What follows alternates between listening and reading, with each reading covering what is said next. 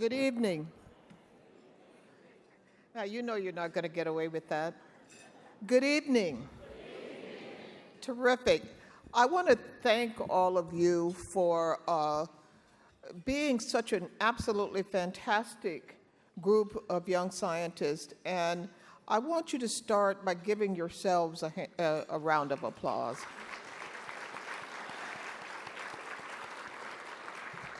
It's been really terrific to be able to see the extent to which you have been attentive, that you have really appreciated the messages and the messengers who have come to you. The next thing I want to do is to give a round of applause to the people without whom this conference would be impossible. The catering staff, the wait staff, and the AB staff. Almost no one basically pays attention to the fact that you get food, that your PowerPoint actually shows up, or that your video comes on when it needs to. The other person that I want to give a shout out to is our photographer, Mike Colella. He makes sure that we all look good.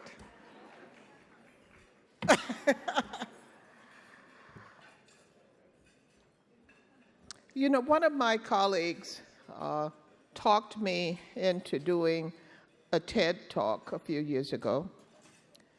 And I don't know how many of you have ever done that. How many of you have ever done a TED Talk or a TEDx? I know you have. It can be one of the most grueling things that you've ever done, because you have this little bitty window and you have all this stuff that you want to say and doesn't fit, okay? But I did this, and I'm glad I did, because one of the things that it forces you to do is to kind of find your narrative. I shared my own story, but I shared the thing that I wanted to really tell others, and that is, talent is developed, and smart is something you become. You know, it's important that you realize that all of the kinds of experiences that you have here are a part of this effort to help you develop your talent. And smart is something you become. I don't know why people always want to emphasize the nature side of things.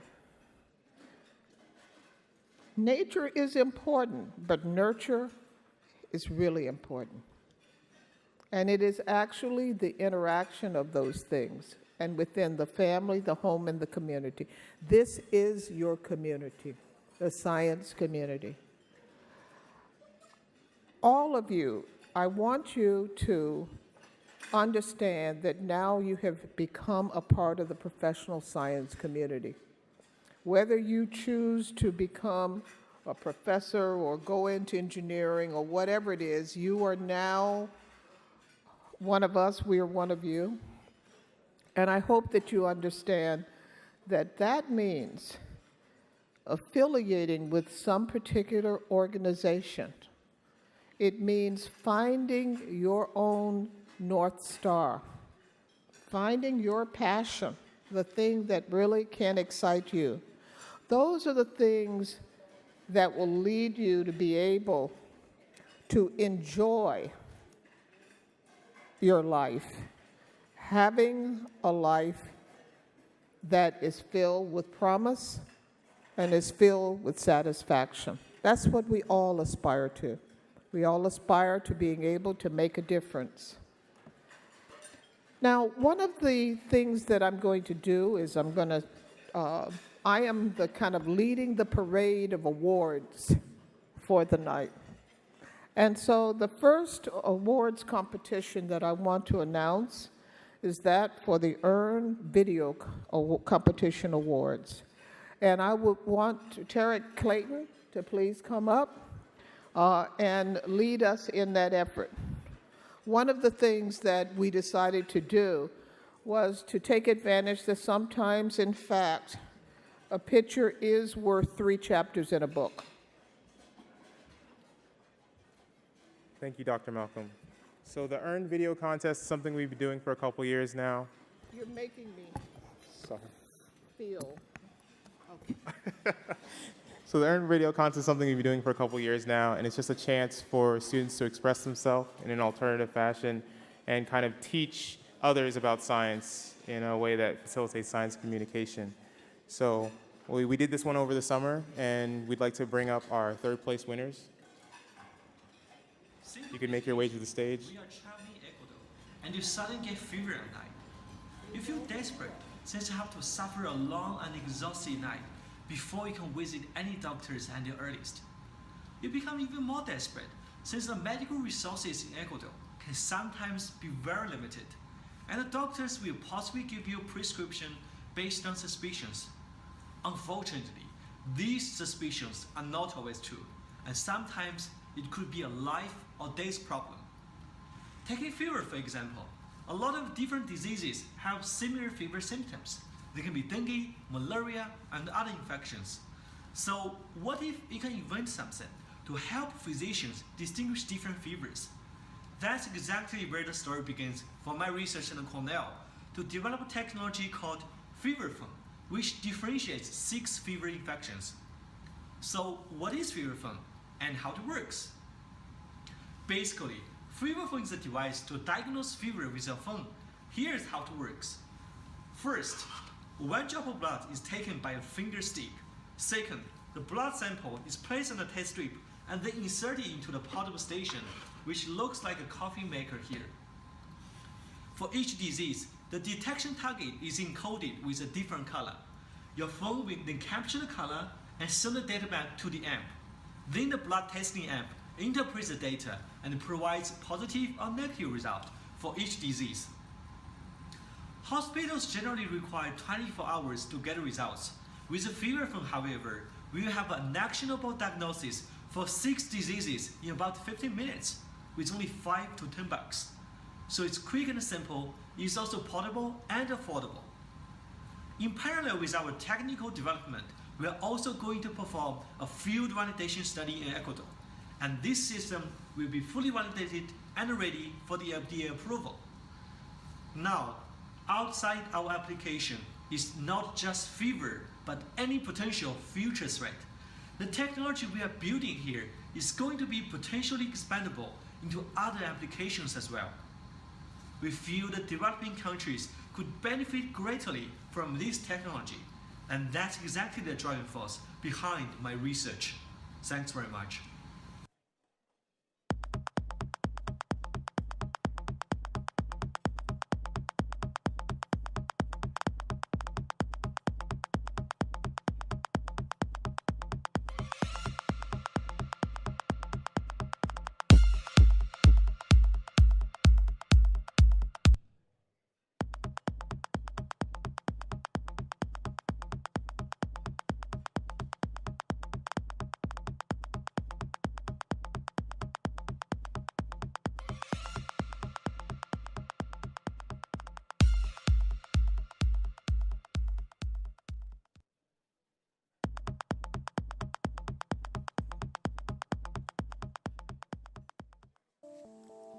We will introduce the concept of series elastic actuators and how they're implemented in our designs at Renew Robotics Lab at the University of Texas at Austin.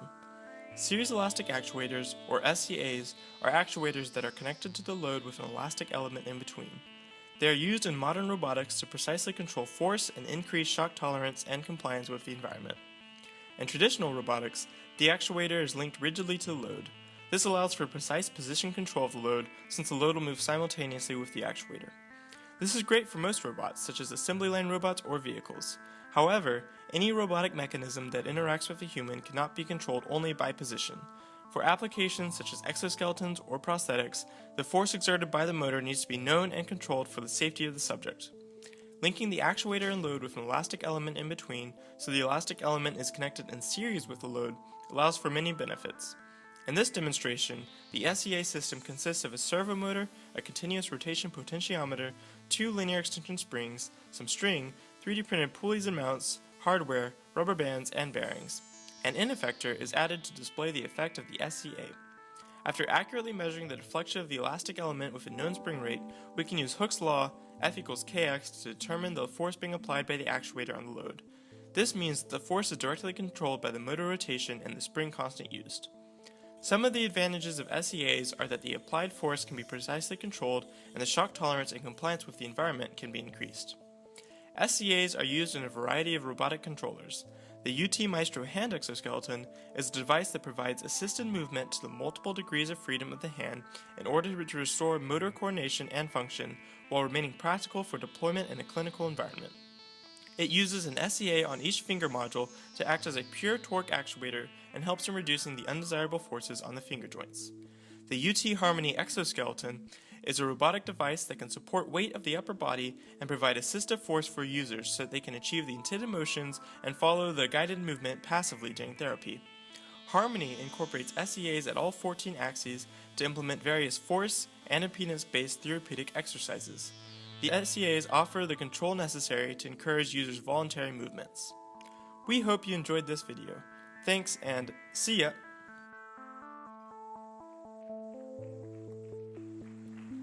So those were our third place winners. Unfortunately, the first video, Jung-Kung Kao, could not be with us today, but we have our other two. If they could take the stage and introduce themselves.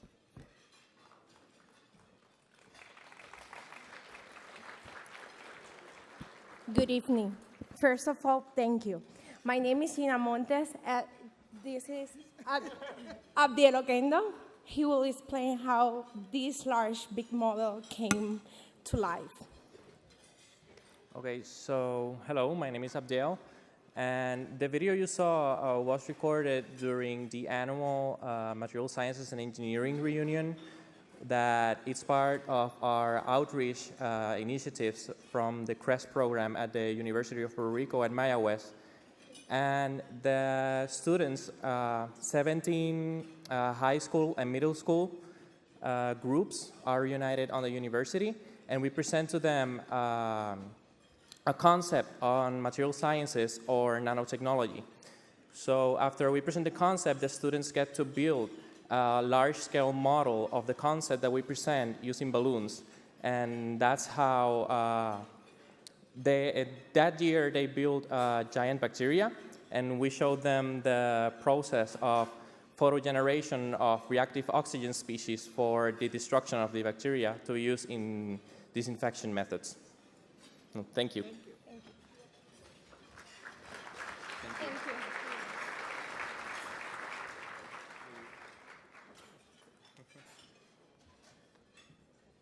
Hello, my name is Mark Jennings. This is my friend Hope Ramirez. We're from the University of Texas at Austin.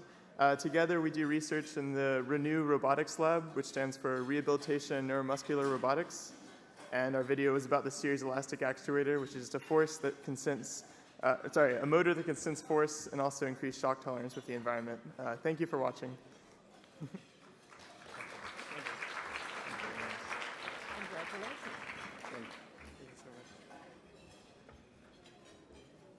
And now we'll have our second place video. The soil food web begins just like that of the world above, with plants. A leaf falling to the ground may not seem a big or important event, but it provides food for an astonishing array of microscopic life. Bacterial cells and fungal hyphae break down the leaf and absorb nutrients, yet these are only the first to take advantage. Tiny nematode worms come to graze on the growing microbes, while a pair of springtails samples the fungus. Springtails are six-legged animals with diverse appearances. They love fungus, but will not pass up a nutritious nematode.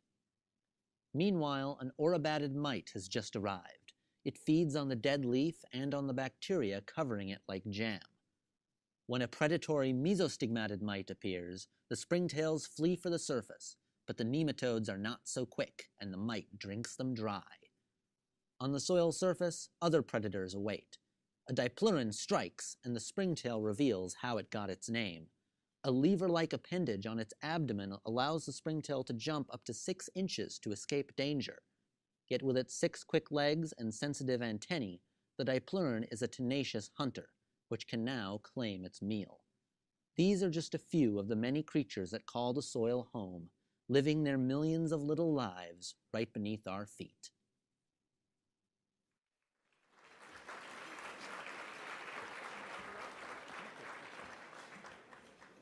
So yeah, I'm Max Helmberger. I'm a recent graduate of Cornell University. I made this and several other clay animation videos as part of a special assistantship that was centered around extension and outreach activities. And so that video was my homage to the weird and wonderful world of soil biodiversity. Thank you.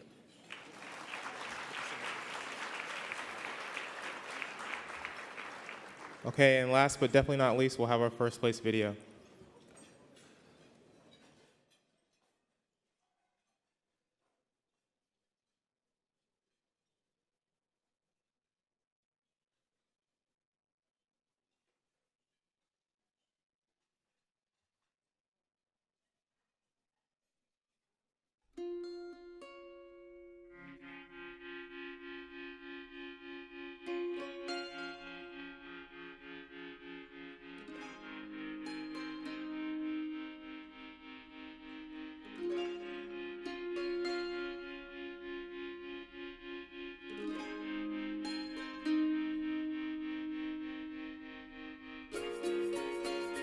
Drifting with the currents of the open ocean live these tiny and beautiful planktonic snails called pteropods.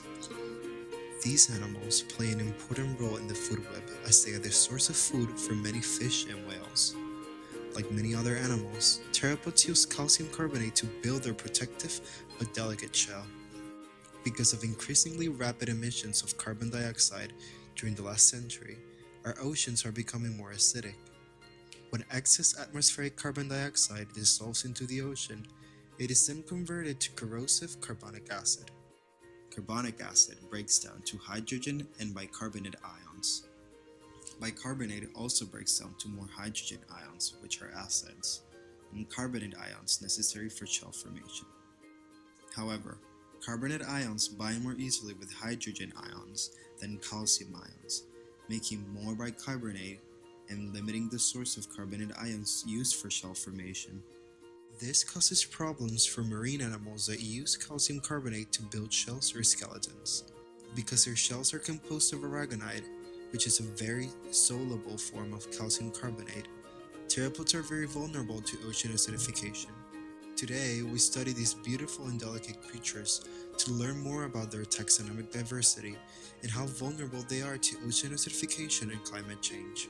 All in the hopes that we can make awareness about the importance of ocean life conservation at the midst of our rapidly changing planet.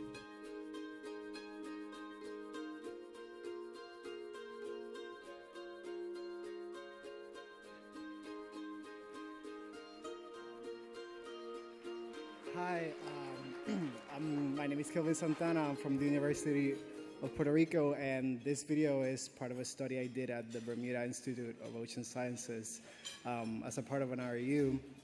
And our lab basically focused on studying climate change effects, oceanification, taxonomic diversity, and species identification.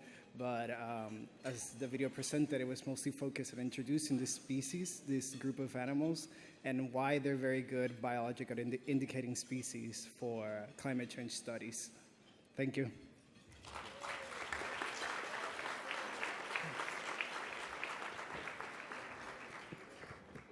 I thought Tarek was giving me a check.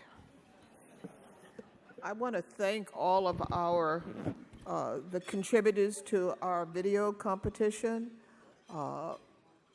I think that we need to really look at a range of ways to communicate our science. And obviously, this gives us another tool to be able to tell the stories of different areas of science and engineering. And I think that that is a very important thing at this time, when it's important for for us to improve overall public literacy in these fields. At this time, I want to introduce Dr. Claudia Rankins, Program Director for the Education and Human Resources Directorate at the National Science Foundation, and the person who believes so much in this conference and who believes so much in all of you that she is our partner and collaborator in bringing this particular event to all of you. Claudia.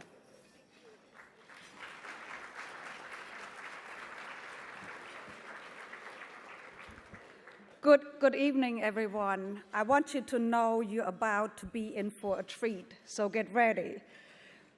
We are running on a timed schedule tonight, so we can only take about 4 or 5 questions after our speakers speak. So the first 4 or 5 people who go to the mic will get the prize of asking her a question. So before I introduce our speaker, I would just like to say a few words, given the opportunity to say something to you. I am proud of what you do in STEM. I am proud of your activism, your compassion for your communities. I'm proud of all you do. You will build our Wakandas.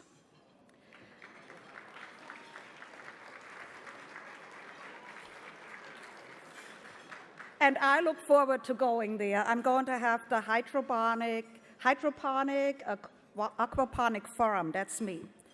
For the adults in the room, I want to say I applaud you for supporting your students and for all you do. But please be reminded that sometimes we need to step a little bit aside and let our students go and do their thing. And always, always, we need to listen to them, because I just today have learned so much from them. So now to our speaker. I am what you call a fangirl of some young, activist, outspoken, smart Black women astrophysicists, one of whom is gracing us with her presence tonight. So just a warning, this will be blazing, and you'll understand that in a minute. So remember the 4 or 5 questions we get to ask. Please, as you have a little bit more time, read the complete bio of Dr. Jedida Eisler. I don't want to take her precious time to spend all evening introducing her. She's an astrophysicist at Vanderbilt University, and she is a graduate of Norfolk State University. Anyone here? Thank you.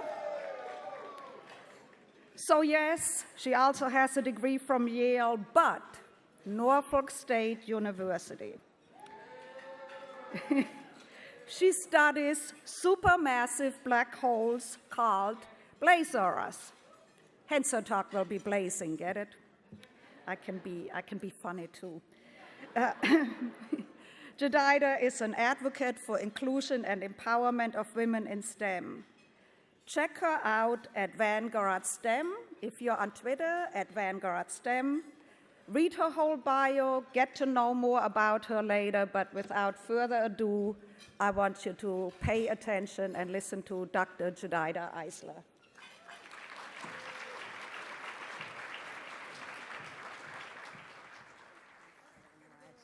Thank you. Thank you. Hey, everybody. All right, we're going to start the time now. All right, so we are going to talk about quasars and trails, blazing both. Y'all ready? All right, but who am I, though? Weird. I don't understand. She said a couple, thank you, Claudia, thank you, Shirley, for inviting me. I am a product of Norfolk State University. Behold. Right? I am also a product of Fisk University. Go Bulldogs. So I'm a double HBCU alumna, and I am happy to say so. Now, after, thank you, Thank you. You'll hear me say it many times. Don't worry. It'll be a thing. After I went to Fisk, I was in their bridge program, and instead of bridging to Vanderbilt, I bridged to Yale. This was me, very gleeful, before I really got into classes. So this phase didn't last very long. That's a story we can talk about in the question and answer. And then right now, I'm an NSF postdoc at Vanderbilt University. I came back to that program because I enjoyed so much the mentoring that I got there that I wanted to give that same mentoring back. And Nashville is kind of an amazing city. Also, Wakanda forever. So that's really my hometown. Y'all haven't seen it, get your entire lives.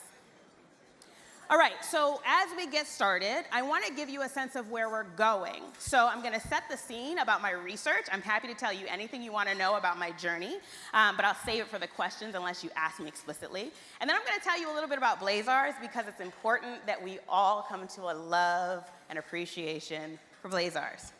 And then I want to tell you some things that I learned along the way. I am by no means done. In fact, in many ways, I'm really just getting started. But there are some things that I'm thinking about that I just want to share with you to make sure as you're going through your path, you pick up. Does that make sense? Okay. I do feedback, so y'all going to have to talk back to me if you're able. Thank you so much. And y'all in the front row, for real. I can hear you for real. All right, so setting the scene. Everybody ready? Who's excited for a pop quiz? Scientists, man, I can't with y'all. Which is heavier, pound of rocks or feathers?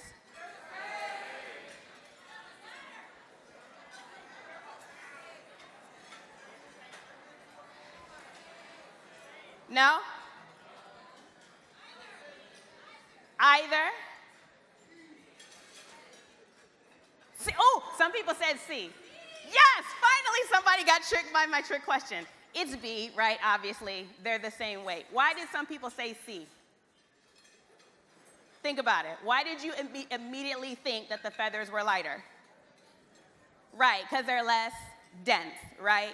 Density is a thing. It's the amount of stuff you got in a given volume, right? So when you think of the feathers, you think of something that has less stuff, and when you think of rocks, you think of something that has more stuff.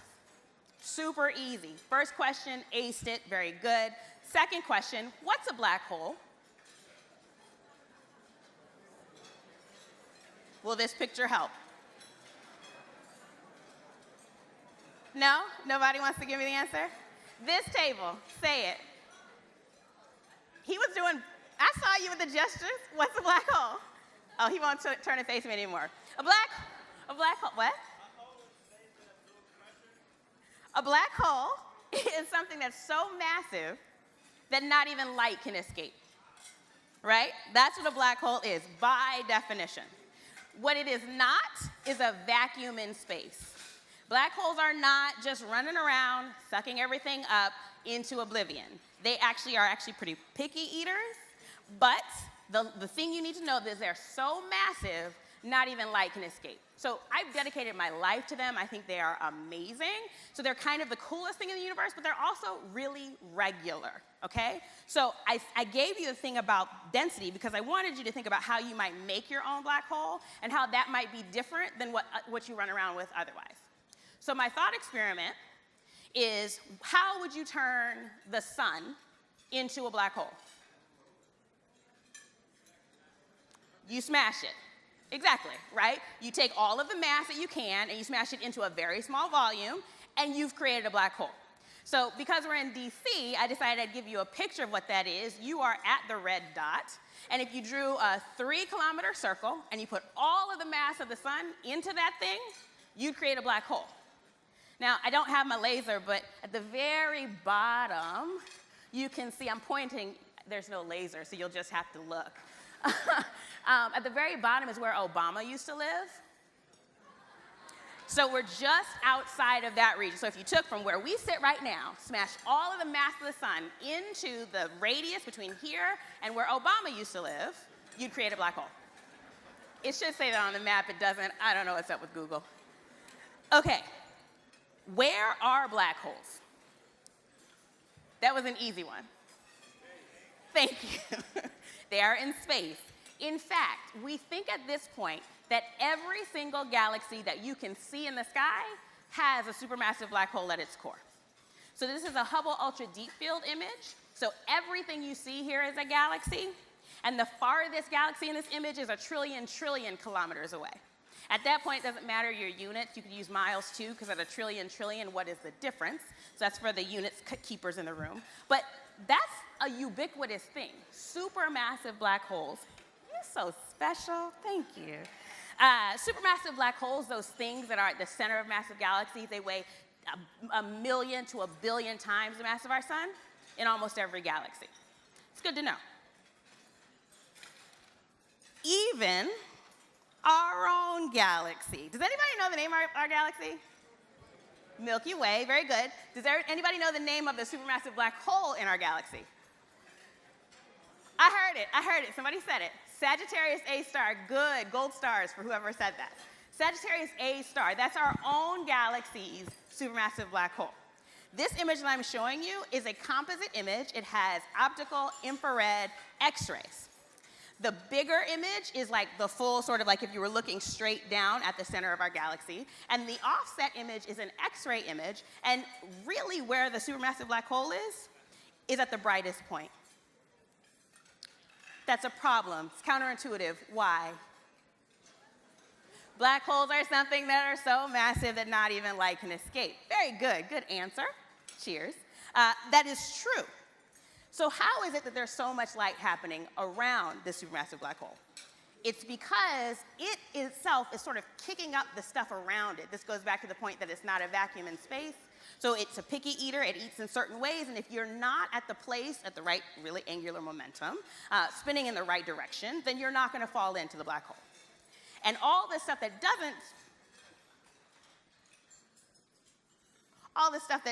go into the black hole sort of sends out death gasps. They get really bright, and they're the SOS signals. So you see the gravitational potential energy transferred into radiation effectively, right? So how do we know this is true? I feel like I'm telling you a story that if you hadn't heard before on TV, you wouldn't think is real, because of course everything on TV is real. But if you didn't know about black holes before, why would you believe me that I'm saying that these things are ubiquitous, that they're everywhere, that they're a million to a billion times the mass of our sun, and there's one in our own galaxy? Like, what proof is there that that is true? That's a great question. Glad you asked. Thanks so much. The way we know that is because we studied our own Sagittarius A star very well. So the way that we did that, even though black holes are some of the most normal yet exotic particles in the universe, masses in the universe, and you can do really interesting GR studies around them, the way that we determined that there's one at least in our own galaxy was straight up Newtonian, okay?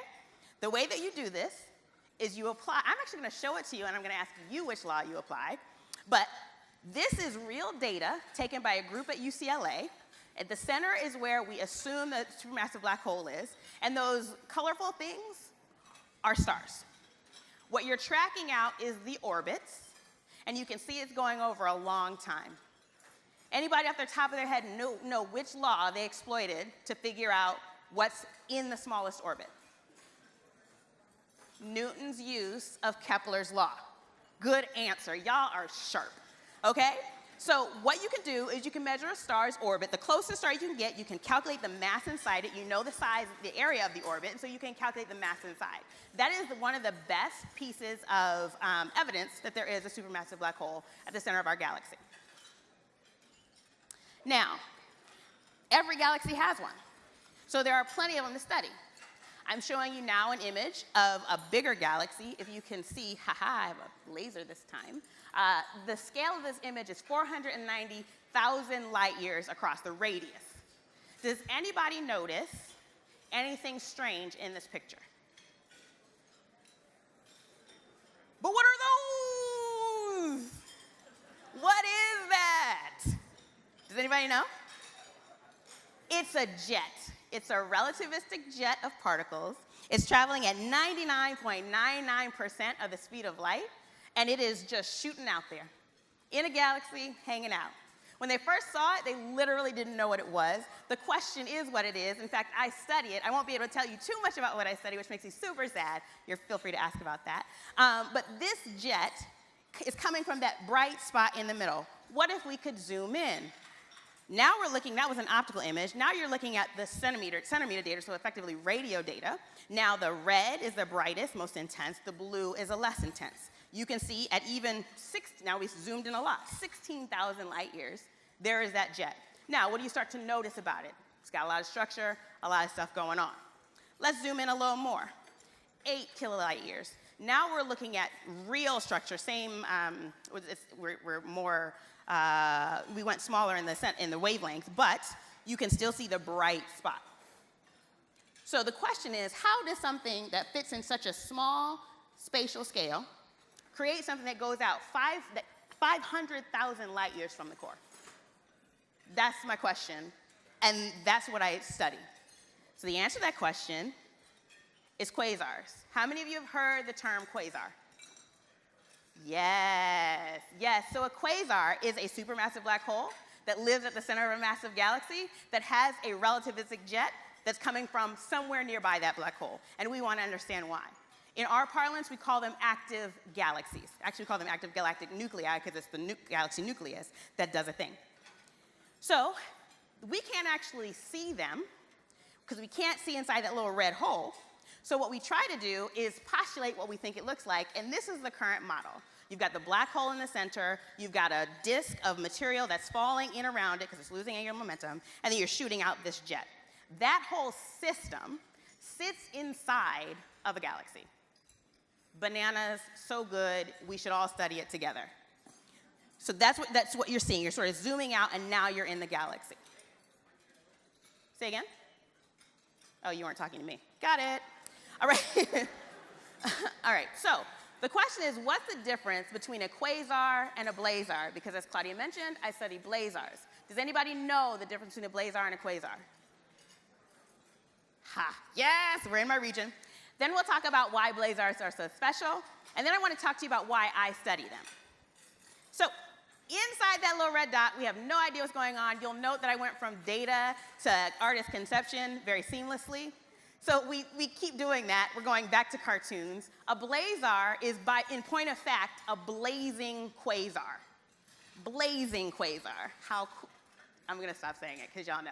A quasar has the same setup. A blazar is one for which the angle is pointed at your line of sight.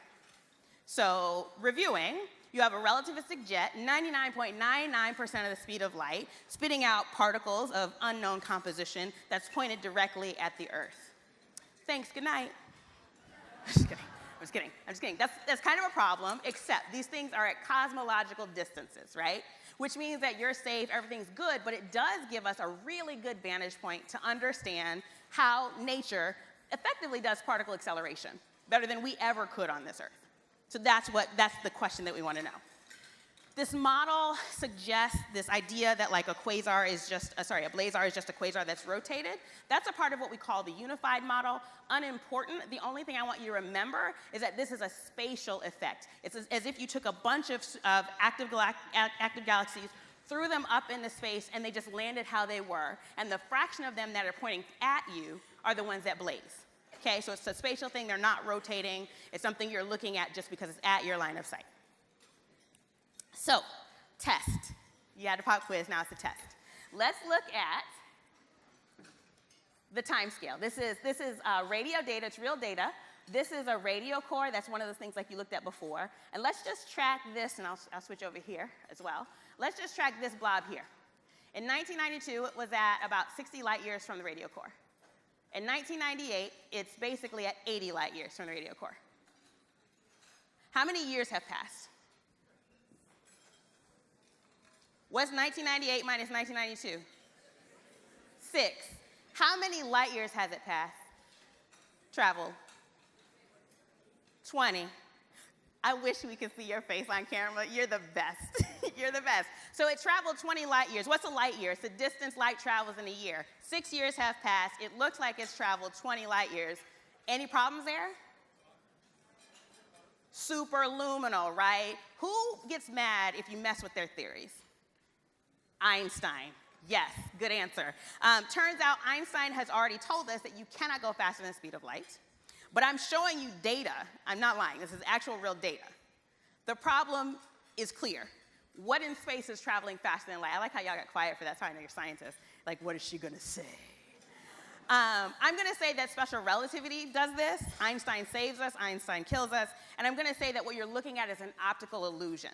Effectively, it's like the Doppler factor with light. If you have something that is radiating like an electron in a magnetic field, and it is moving very near your line of sight, it's almost like the light builds up, and so it looks like it's traveling faster towards you than it actually is.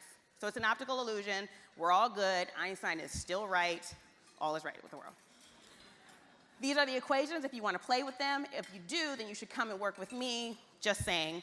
But effectively what we're saying here is that I can tell you to what extent or how fast the jet is based on what the angle is on the line of sight, that is how close it is to your line of sight, and how fast the particles are traveling.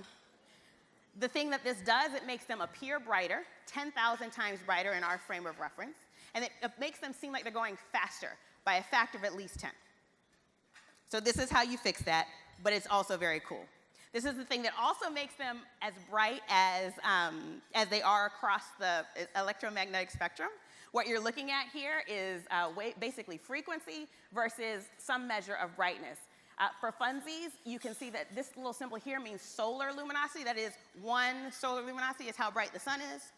This is units of 10 to the 12, and blazars are at 1,000 times that. So they're a little bit bright, and they're bright everywhere. The processes that cause this, we think, have to do with synchrotron radiation, like I said, magnetic fields, and inverse Compton upscattering. So basically my research, and I'm going to show you one data slide, but this is the envisionment of it. My research is to take different data from different wavelengths and observe them to see if they correlate up and down, because where the light comes from tells me something about if it's from the disk, that means it's coming in, or if it's from the jet, that is going out from near, not from near the black hole. So I'm basically trying to create a movie from different wavelengths of light to understand the physics that underlie it. So that's the sort of, I want to know where that green little dot gets into the circle. So that's my research. My one data slide, I'm so excited about it. I just don't even know. You missed it! There it is. Okay, this is my one data slide. This is actually not from a recent paper, but it's just to say that what I did was I marked one over time. This is basically optical light. This is infrared. This is synchrotron emission, and this is gamma ray intensity. And what you can see is that the thing goes up and down with time, and that they all go up and down roughly the same time. The amplitude is different, but they go up and down at the same time. The lines are where I track specific things, and it turns out, I know you're at the edge of your seat for this, but it turns out that you do have some correlation there, and that suggests that the place where the highest energy emission is coming from is very near the black hole. So that was my one data slide. I had to do it. You can't stop me. It's on camera. Okay, so I want to transition now to motivating the worker, right? That is you. If you've been to our booth or seen our booth, seen us causing trouble at the Vanguard STEM booth, then you'll know it's both important to me that you are good at your science, that you are just excellent like you all are, but also that you get to be yourself being that person. And I think these tips for me help me get there. I am inspired by, did I forget her name? I could look because it's on the slide, but I want to do it myself. Ella Baker, there you go, see, it'll come. Ella Baker was an instrumental freedom fighter and civil rights worker. She helped organize SNCC, which is an undergraduate-led organization in the 60s. She had this quote that is life-changing for me.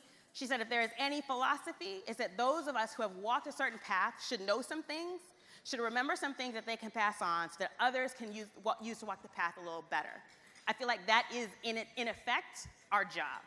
And if Miss Ella Baker says it, then we better do it. So, my tips. Number 1, dream and dare obnoxiously. This is super important. There will be a variety of people that can convince you why the thing you want to do is not possible. They will do it, they won't mean it. What they really are saying is, I don't know how you're going to do that, and I don't know how to help you, and so I'm going to discourage you so you don't embarrass me. That's what they're saying. But they don't know that, and that can be very detrimental as you're forming your sense of yourself and what you can do. So my request to you is that anytime that happens, you just go obnoxious with it. Just forget they said it and dream even bigger, because dreaming bigger is important. dream as big as you can get away with. They usually say, like, say the thing in salary negotiations or something. They'll say the number that you can say with a straight face. That's what they say, like the biggest number you can say with a straight face. I'm going to say the thing that even makes you kind of snicker just a little bit because you're not sure you can do it, but do it obnoxiously. Dare yourself as obnoxiously as possible. Because, if you don't get that, you'll get something you couldn't even see or couldn't think of when you started. Number 2, invest selfishly. This is super important. Everybody has a reason why you need to do the thing they ask you to do right now. Some of it comes from family, some of it comes from friends, some of it comes from whatever it is that you do for fun in these streets, whatever it is. But right now, your job is to invest in yourself. This is the best possible time to do it. There are myriad people around that want to help you, but you have to invest selfishly. You aren't actually doing this right now for your family. You're doing it right now for yourself because it's in you to do and you love it. And it's great when your family is happy, but it's also great when they're not. So you have to invest selfishly. Because I can promise you that most families who aren't excited about it is because they don't know what it is. They don't understand quite yet what you're doing. And so if you can keep going, if you can invest in yourself and the things you want to do, you'll show them how that thing works out. So this is your moment. Invest selfishly. If anybody challenges you on that, tell them to come see me. I'm good. Third, persevere relentlessly. This will not be easy. Anybody who tells you it is straight up lying. It's not easy. It will be difficult. It will be challenging. There will be days you will wake up and you will not know who told you to do this. That's how it goes. Keep going. It'll get better. And then it'll get worse, and then it'll get better, and then it'll get worse, and that's how life goes. But keep going. Do not ever stop at the hardest point. If you want to stop, wait till you get through the hardest point and it's easy, then stop. But don't ever stop in the hardest part. Relentlessly pursue that thing that you have invested selfishly with because you dared and dreamt obnoxiously for it, and now is the time to prove it. Don't stop. Okay, 4, succeed unapologetically. You have now done the work. You showed up, okay? You dreamt as obnoxiously as you could. You went through sleepless nights. You didn't go to that party. You didn't see Black Panther on opening night for the culture. Like, there's so much you couldn't do. I understand, I didn't either. And I said on Twitter, if y'all spoil this for me before I get to the movies on Sunday, we will fight. Anyway, sorry, that was a thing. I'm sorry, that was a thing. Succeed unapologetically. You have paid the price, or you will have paid the price. Now is not the time to shrink behind it. You earned that thing. It's yours. You did it. Now, you had support. There were people to help you for sure, but don't ever apologize for the success you have, okay? This is a thing. I see it all the time. I'm like, wait, what are we doing? You just did the thing. Why are you hiding? No, be out there with your thing. And then last, and I think this is sort of like gets to the spirit of this organization, this conference, is generate opportunity. It's incumbent upon you. Now that you have worked through the thing, you've done it, you have built the suit, you have saved the zooplankton, that was so cool. You've done the work, now it's time to turn it back around, because you know what? You did not do that by yourself. You didn't think of all the equations, you didn't solve all the problems, somebody helped you with that thing. So make sure that as soon as you get to the place where you have something to give, you give it. Secretly, you giving it also helps you and you'll get better as you go, but just as a matter of moral principle, do not stop all the blessings, just share it with other people. So those are my 5 tips for success. I think that they are helpful. I hope they help you. If you didn't see our booth, you can come hang out with us at Vanguard STEM. That's the contact information. Otherwise, I hope I'm on time. 5 seconds to spare. Thank you so much for your time.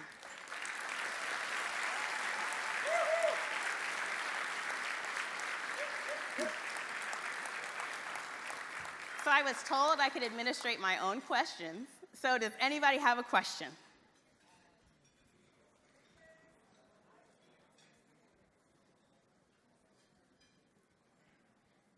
Hello. Hi. My name is Tori Farrell, and I'm a student at Kentucky State University. I'm double majoring in biology and chemistry. Yes. And my question for you is kind of how do you deal with prejudice Yeah. in fields of STEM? Yeah. At my university, I am one of the only, not only females in my class, but black in my class. Yeah. I have no black professors. As of right now, I have no female professors. So it's very discouraging to keep going somewhere where I don't see people that look like me. Yes. So every day, it's kind of like a struggle to get up. Not only have I been told because I'm female, because I'm black, because I'm a student athlete, that I should not pursue what it is that I want to pursue. Yeah. This is kind of my first time seeing black female scientists, Yeah. aside from reading about them. So it's kind of like seeing a unicorn. It's Right. something rare. You know? Right. I heard it existed, but I finally get to see it. Oh, hey! So my So, my main question for you is how do you deal with prejudice in fields of STEM while still maintaining a fresh twist out? oh, stop. We about to be friends. Okay, so your question is a very important one, and I want to make sure you hear me clearly. Number one, that is their problem. It is their problem and not yours. And the reason why I say that is not because it solves a problem, but because often what I find is that racism, especially when you're just getting started on anything, is like a resonant chamber with your own insecurity, right? Like they say the thing that you think might be true about you, but you don't know, that you're trying to figure out, and then they say it because they're being evil, and then you're like, oh God, someone sees this thing in me that is true. No, no, no. They have a problem, it is not yours. You are learning a thing, and when you get it, what was that? That quote was amazing.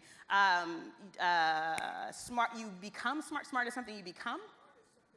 Smart is something you become. Talent is developed. Smart is something you become. So what they say is not true, and it's not even truer even if you secretly think that some of those things are true. Like, it's not true. So that's the first thing, is that like that's a personal problem that's not yours. So as much as you can, I would encourage you to build around yourself a barrier that just, it's like a velvet rope, that like certain people just don't have VIP access. And so your assessment of me is irrelevant. You don't have access. There's no clearance here. I'm sorry. You got to talk to the bouncer, right? So I start with that. And then the second thing is there are many of us that will be there to support you. The reason why I put the Vanguard STEM thing up there is for women like you. So you can come kick it with us. You can literally just come and move up to our table. But like, you can come kick it with us because there are people around that want to support you. We just have to know you're there so we can give you what you need. Best case scenario, yes, you would be surrounded in your own space with your own people. But you know, the next best thing is us to just be on FaceTime, right? So like, we are here. We will help you. You are not alone. What they say is not true. But you have to pursue your dream because it's yours.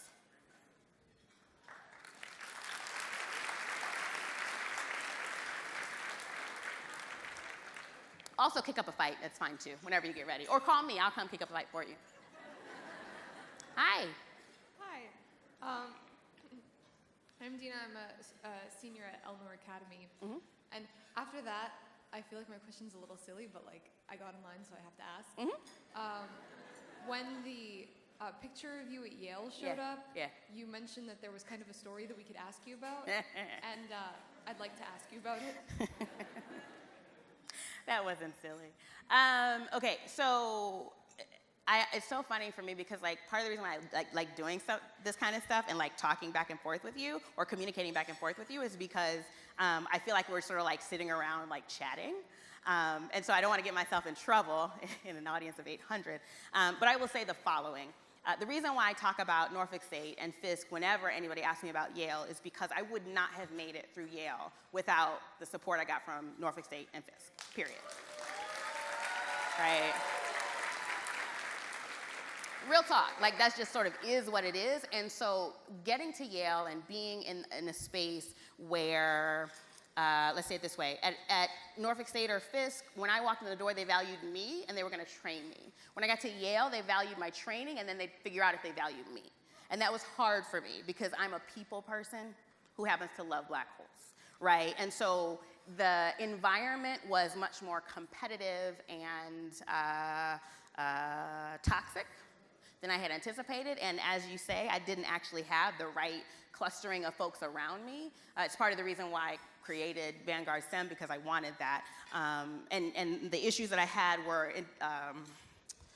peer. I had peer issues. I was I was invited to clear the dishes for my classmates. That was my job in graduate school. I mean, I obviously didn't, but like for someone to say that to me, my first week on campus is destructive.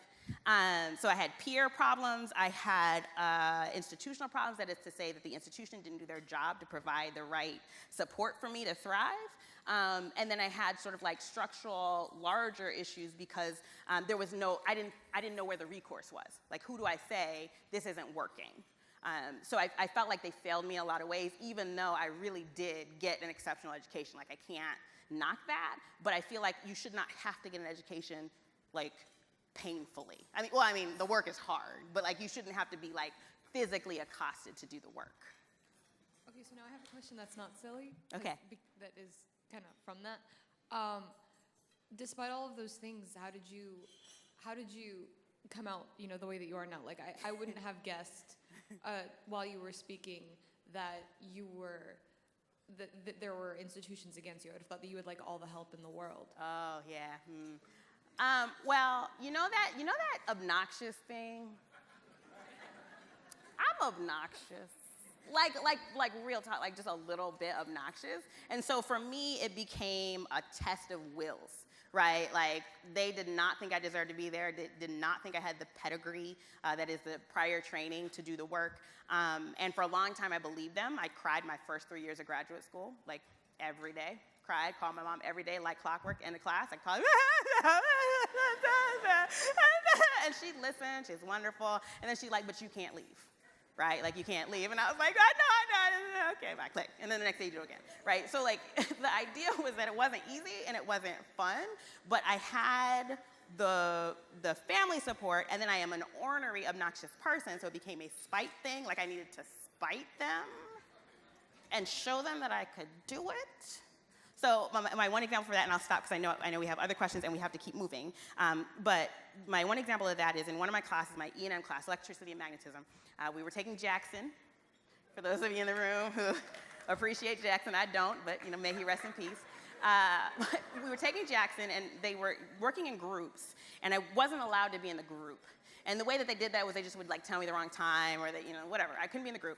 So they were working in groups, like 6 of them, and I was working by myself, and it was literally, I felt like I was going to die. It was so hard. I did not understand what was intuitive to Jackson. Like, it was hard. And we took the test. I was scared out of my mind. We got the test back. We both got, they don't have like real grades, but like the highest grade you can get is called an honors. We both got an honors on the test. And I remember thinking, wait a minute. Did 6 of y'all just work on that? And how many of us work on, oh, is it just me?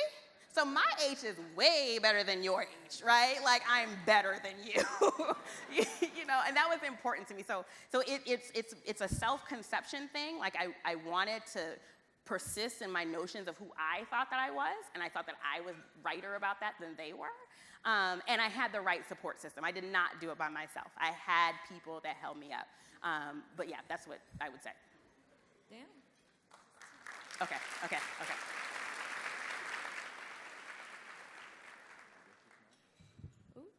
Hello. Hi. My name is Alicia Helm, and I go to Central State University. I'm an environmental major, 2nd year. My question to you kind of falls off of what you just said as well, and I basically want to know, what are some of the methods you use to give yourself that extra push you needed to keep going when things got overwhelming? Yes, that's a good question. I'm just gonna take the liberty, going back a slide, hang on. There it is. Okay, take liberty, go back a slide, because I have a particular conception of it, and there are many people in the room that can help with that. There's an organization, at least one, several, that can help you with this kind of thing. So there's a larger conversation we should have around this. But I will say that, number one, a support system was critical. It was critical, and that support system needed to be very broad in its representation. So, like, my mom was the number one person on my support system. Like, she could not do my work with me, and sometimes that made me mad. I'm like, why can't you just do Jackson? But she couldn't. It's okay. I love her. She's the best. I love you, Mom. But there was her for like emotional support. I did find, like I said, I called my advisors at other institutions. I had them help me. I did find like third and fourth years when I was a first year, and I was like, listen, where are your notes? Can I have them? I need to work on them. So like I tried to address, and I also just did stuff. So I worked for the Office of Diversity and Equal Opportunity because that's important to me, right? So it was sort of a balance of self-care and strategy and support system. Look at them S's. I have to write that down. Anyway, sorry. I'm feeling good tonight. So it was a combination of those things that sort of helped me. And the other thing to recognize is that the one problem I feel like with this notion of having a growth mindset, which is sort of the language that we're using these days, is that growth like sort of infers like a monotonically increasing function. And anyone that's been in education for any length of time recognizes that's not true. Like growth is, you know, sort of like a messy, spastic, stochastic process. I love that I can use these words and y'all know what they mean. So great. So there were days when I was on top of it, and there were days when I was under it, and there were days when I was on top of it, and I was I just had to keep going. I had to keep going, and if it was a good day, then that was great, and if it was a bad day, that was great. But I wanted a PhD, and the only way I was going to get it is if I got it. So we should talk offline, but that's my like front end answer. Last question. Thank you.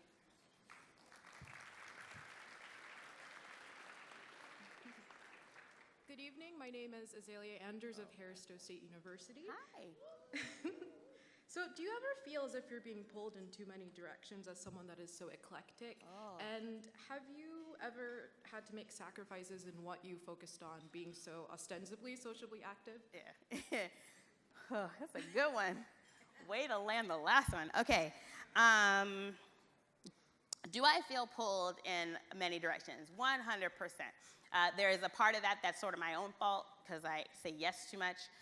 And there's a part of it that is the weight and burden of systemic oppression of people around me, right? So there are two ways to contend with that question. To some extent, there are some things I'm just willing to handle. So now I have some measure of like social capital around it, such that like when I say that I'm going to do something or I'm not, people respect that decision. They don't always like it. In fact, most of the time they don't, but they will respect it. Whereas when I was a graduate student and doing it, it was much more a challenge to my success. Well, you know, if you do this, no one's going to take you seriously as a scientist. So in those cases, it was sort of a measure of faith that I was like, well, then I'm just not going to be a serious scientist. You know, like I'm just going to do the thing I do. And it's ironic to me now that many people think that I'm kind of more serious science than I am, but whatever. Like, you know, like I can do the work that I want to do. Do I make sacrifices all the time? I just cannot do it all. One of the things that it's not a sacrifice, but one of the things that's a strategic decision is to just have a team. I always have a support system. There's a whole table of women that make sure that I get up here correctly. Like, they do that work, you know? Not to mention, as soon as I get off, I'm gonna call my mom, right? Like, you know, I have people around to do this thing. But there are also sacrifices in terms of there are programs and places that I won't go because they don't respect the work that I do, right? So I make a sacrifice in terms of where I want to end up. I sacrifice sleep all the time. I don't know if that counts, but that's sort of my easy answer, not easy, but like first response to that, but I'd love to talk about that a little bit more because it is a thing and it's a really good question and something that I am constantly trying to juggle. Thank you.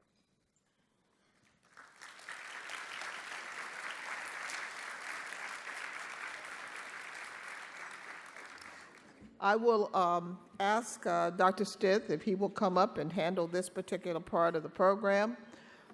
He is Vice President Emeritus of the American Institute of Physics and one of my unindicted co-conspirators. And we want to stay unindicted. Yes, please.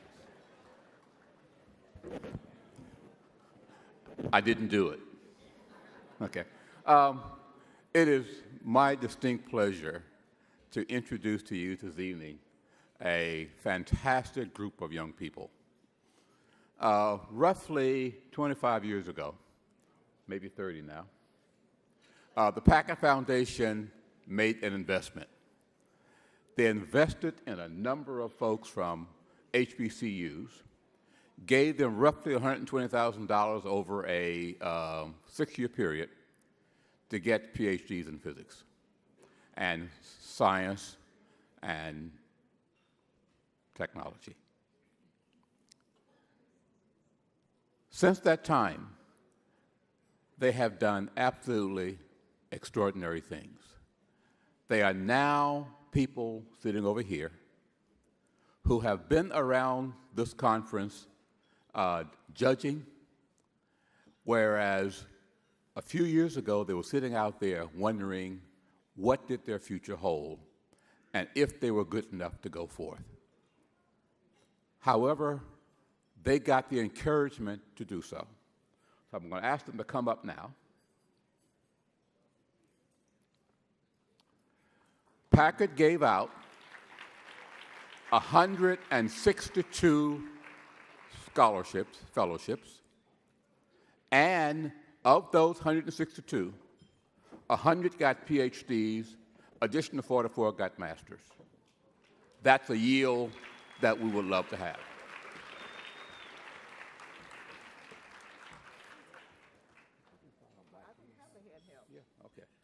Okay. Well, so what they're going to do now is simply walk up to the mic here and just very quickly and tell us the undergraduate institution they went to, the graduate institution that they went to, and what they do, what their title is now. Hi, I'm Patrice Gregory from Pine Bluff, Arkansas. I'm not sure if UAPB is here or not. Spelman College graduate, Georgia Tech graduate. I have a PhD in mechanical engineering from the University of Maryland, College Park. I am currently a principal member of staff at Sandia National Laboratories in Livermore, California.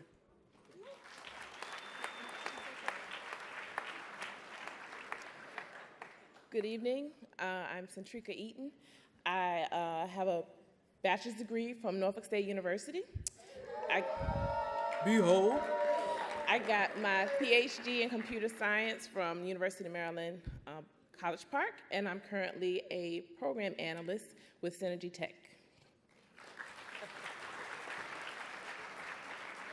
They won't let me go to the podium. Good evening. I'm really glad to be here. I love this crowd. My name is Manu Platt. I actually originally got my bachelor's degree from Morehouse College in 2001. There we go. All right. And biology. Then I went on and got my PhD in biomedical engineering at Georgia Institute of Technology and Emory University in a joint program. Thank you. And now I'm actually an associate professor and director of graduate admissions in that department of biomedical engineering at Georgia Tech and Emory. So if you applied, check for me. Good evening. My name is Nishan Morales. I have a bachelor's degree in mathematics from Hampton University. Yes. I also have a doctorate degree in biostatistics from Harvard School of Public Health. I am currently associate professor at the University of Pennsylvania in the Department of Biostatistics. Hello, my name is Joycelyn Wilson. I did my undergraduate in mathematics at Clark Atlanta University.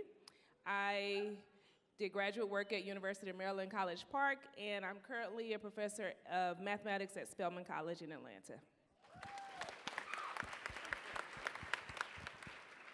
Hello, everyone. My name is Marcus Jones. I did my undergrad at Southern University A&M College in Baton Rouge, Louisiana. I did my PhD at NYU School of Medicine, and now I'm a senior manager in planning strategies and operations at Regeneron Pharmaceuticals.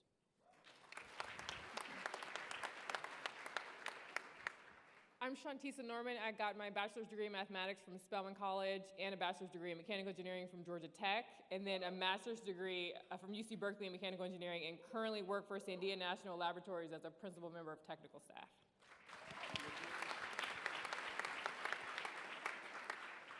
My name is Nick Luke. I received my bachelor's degree in mathematics at North Carolina A&T State University. I received a PhD in computational applied mathematics at NC State University, and I'm currently an associate professor back at A&T.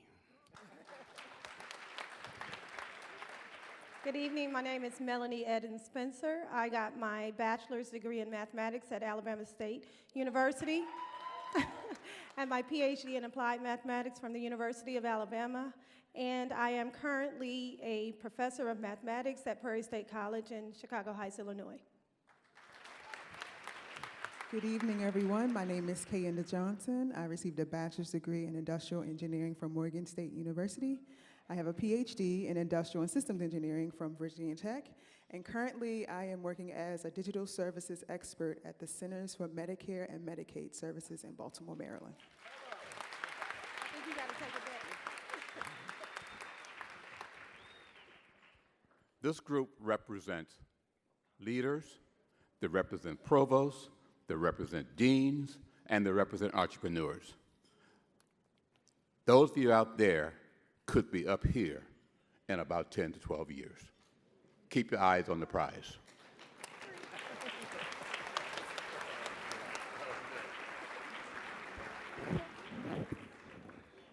Okay. One of the things that we do is that when we have the judges, we draw from a lot of the other programs and groups that we work with.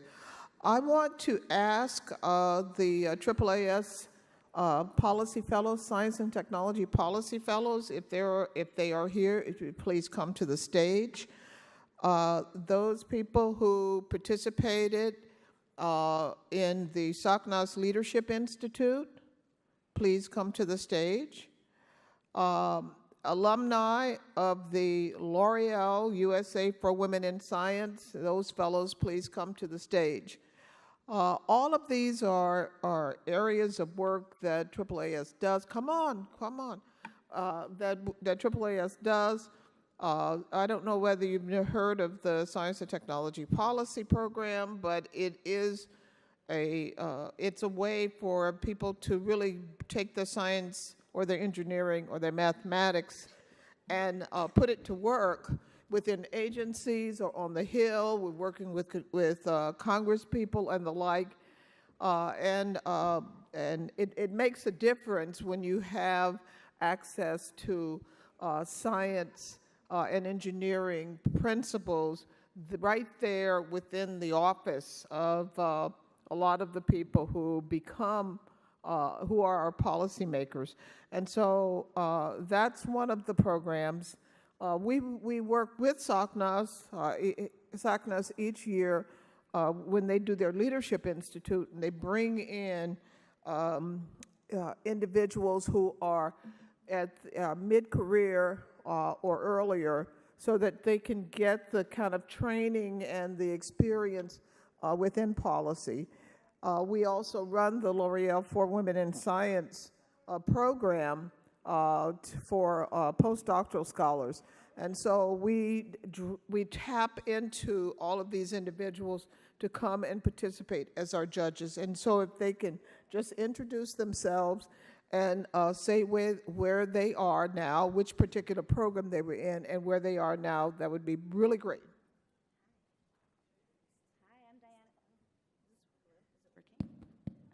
Hi, I'm Diana Azurdia. I participated in the SACNAS Leadership Institute and their Advanced Leadership Institute, and I am on the board of directors for SACNAS, and I currently work at UCLA where I help to run a biomedical umbrella graduate program. Good evening, my name is Brian Gray. I'm a AAAS Science and Technology Policy Fellow. I'm at the National Science Foundation in the Office of Emerging Frontiers and Multidisciplinary Activities. Hello, my name is Luisa Whitaker Brooks. I am from Panama originally. Then I'm an assistant professor at the University of Utah since 2014 or 15, I forgot now. I'm a 2013 L'Oreal for Women in Science Fellow and a Mary Mulligan Mason awardee from 2015 as well. Hello, my name is Cindy Quesada, and I'm originally from El Salvador, so we're kind of neighbors. I was a L'Oreal for Women in Science fellow, and I was also a AAAS Science and Technology Policy Fellow as well. And right now, I'm the Deputy Executive Director of an NGO called the Tulare Basin Wildlife Partners. My name is Dion Roster. I was a member of the SOCNES Leadership Institute, I think in 2014. And currently, I worked really hard to be able to take a year off, and I'm traveling through Mexico perfecting my Spanish. So come over and practice with me. I'm Leanne Martinez. I was a member of the SOCNES Leadership Institute, and I'm an aquatic ecologist and professor at Colorado State University in Pueblo. Hello, I'm Dr. Ronald Redwing. I was a SACNES Leadership Institute alumni as well in 2012, and I'm currently a senior lecturer in material science at Penn State.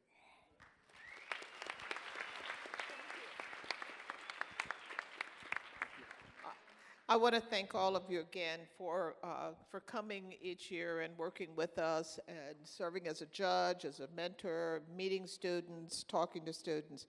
One of the things that you may have noticed is that we have other parts and other groups interacting with us or working with us in this meeting. And one of the groups is the engineering group, EFRI, and I want to ask Zoe Rastiger to please come up. And if he's not here, we get his substitutes. Okay, Brian gets to come back. Okay, come on, people.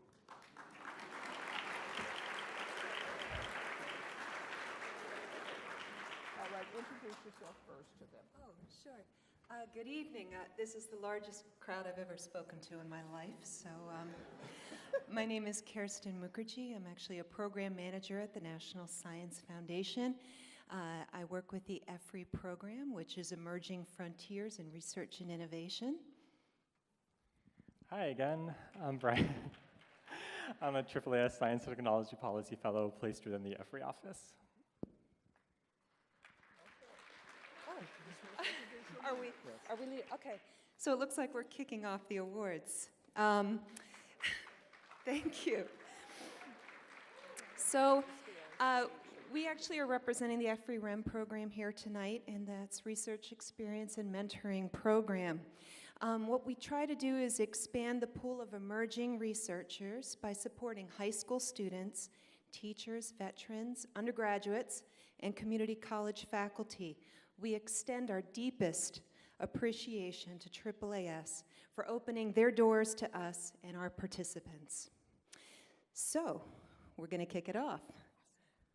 All right, we are super excited and proud to share with you our Best Poster awardees. So in third place, Dina Atia from Al Noor Academy. Can you come on up?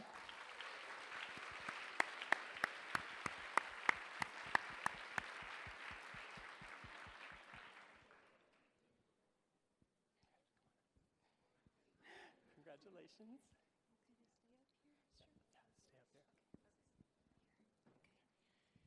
Excellent. And in second prize, we have Sarah Carpe from Baltimore City Community College.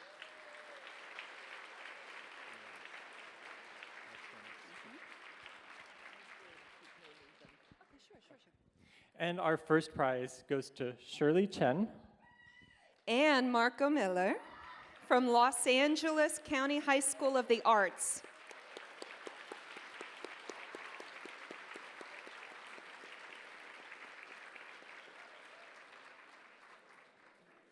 And thank you to all the REM participants and high school students and teachers that attended. Absolutely. Thank you. Okay, congratulations, everyone. Mike wants to get a picture, so go on over there. This is terrific. Okay, Quincy, if you can make your way in this direction. Congratulations.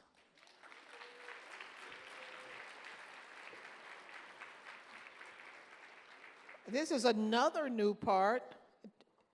Claudia, come up. Okay, I'm sorry. I'm in this power thing now. I have the mic. Okay. Thank you. So At the first evening dinner and yesterday at lunch, we showed a couple of the videos from the showcase, and I am here to present the winners. So we had the 16 projects on display today. Many of you came out. We had them all judged, and we have first. Oh yes, I might want to. Shirley she is in charge. So this is for the HBCU Making an Innovation Showcase. So each of the teams was tasked with developing a hardware or software prototype to address one of the United Nations Sustainable Development Goals. And they have been working on these. I think the call came out in December. So they've been working feverishly since then to put together projects that address one of the goals as they, to come up with a solution to address one of the goals as they see it. And so we started with 42 entries and narrowed that down to 16 who we invited here. And then that 16 have been narrowed down to 2. Right? Yes, very, very impressive. So the winners don't know who they are, but I am pleased to announce that our second place award goes to the team from Morehouse College and Clark Atlanta University. While they are making their way up, we are going to play their video.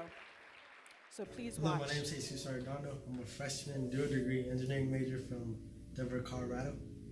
Hello, my name is Luis Talahun. I'm an applied physics computer engineering major from Addis Ababa, Ethiopia. Hello, my name is Carter Bowden. I'm a freshman applied physics dual degree engineering major from Pasadena, California, attending Morehouse College. Hi, my name is Nicolette Barriff. I'm an electrical engineering major with a concentration in physics. Hi, my name is Steven Seymour, and I'm a freshman dual degree engineering major from the Bahamas.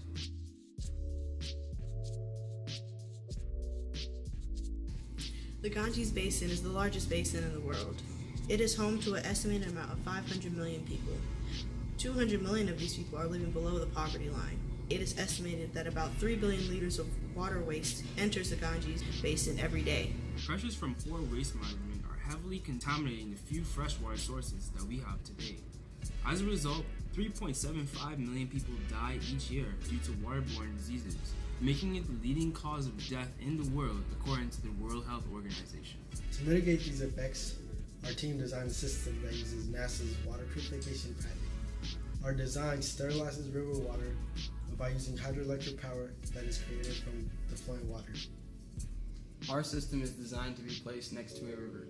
It is constructed using a water intake valve, a storage tank, a high voltage transformer, a hydroelectric pump, and a hydroelectric water purification unit developed by NASA. The water flows into the spiral water pipe and moves to the storage location that can be used to build the gravitational potential. When the water flows into the maximum capacity storage tank, the check valve is activated. The water flows through the pipes and passes inline hydroelectric turbine.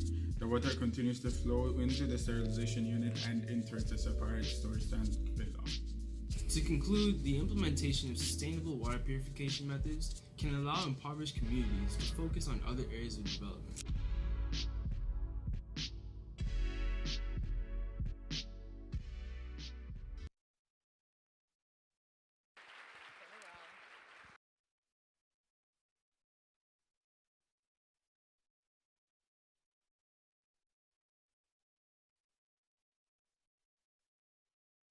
Thank you. And you guys take that all the way to the back.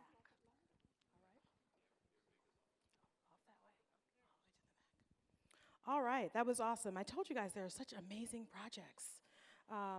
So that was our second place winner. We have one group, and it was really close. I promise you it was really close. The first place team is from Hampton University.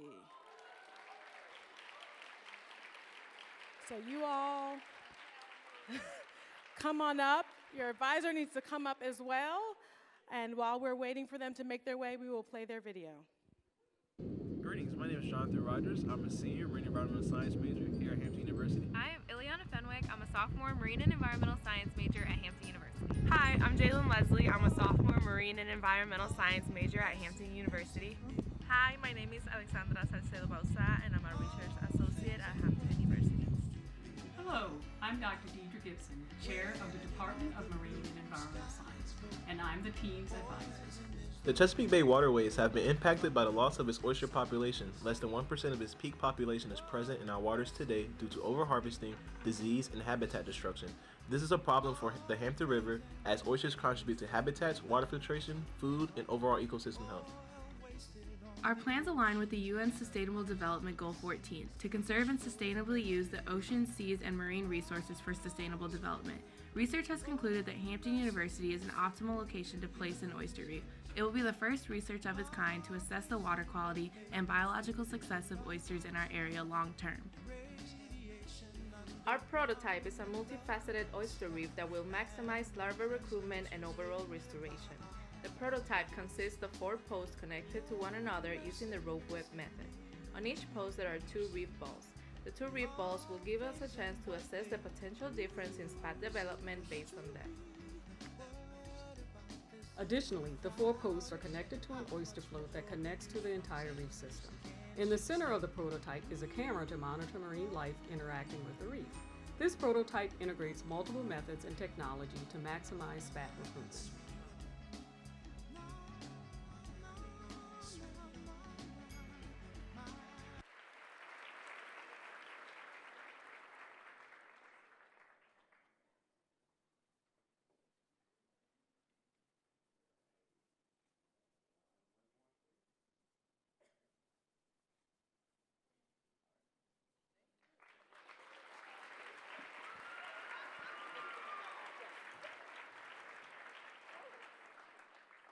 That was exciting. A new feature. Okay. So now we have the highlight, right, of the evening, the awards for the oral and poster winners. So I guess that I would ask the head judge, Dr. Lambert, to please come up and introduce the different topics that we have. But I guess that before we do that, let me just ask all those of you who were judges to please stand wherever you are. Just stand.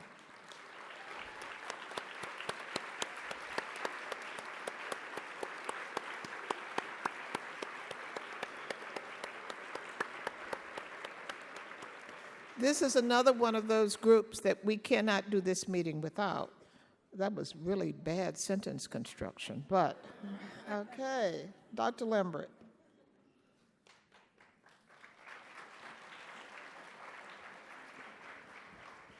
You want to use this or that? Okay, I'll use this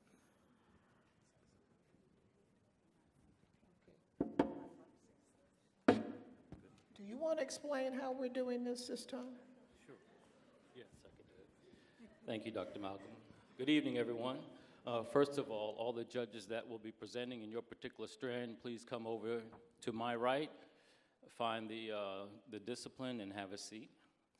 Okay, so it's that time where we announce the awards for the posters and the orals. And what we're going to do is we're going to ask you to come to the stage. You quickly come to the stage. You stay on the stage for a picture, okay? Then you're going to exit my left, okay? And then you're going to go to the back for some paperwork, okay? Everybody got it? All right. So this is the list. This is the order. It will first be biological sciences, then chemistry and chemical sciences, then computer science, ecology, environmental and earth sciences, mathematics and statistics, physics, nanoscience, social science, and technology and engineering. All right, let's get started. Okay. All right. Hello, can you hear me? Hello? Yes. Great. So this is the exciting time of the evening. I will be doing biological sciences oral presentations. So first we'll start with the graduate students, and we had an amazing time. 3 people won, all equal placed. First is Terrell Hilliard from Alabama State University.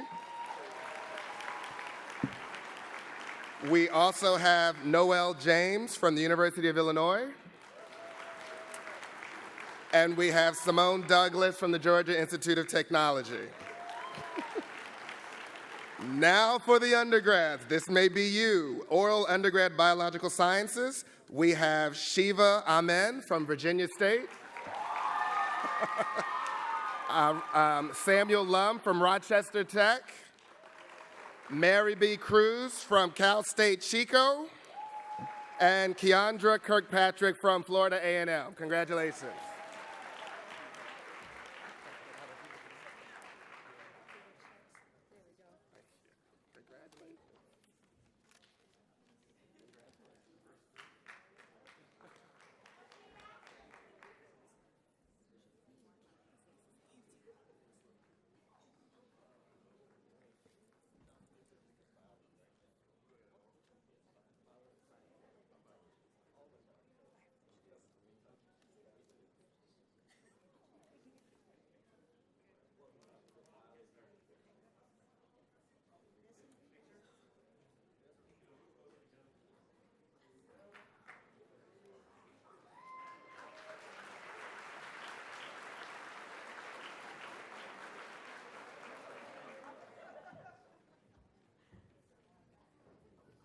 Good evening.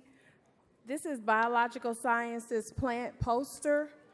Second place, Sequoia Bishop, North Carolina Central University.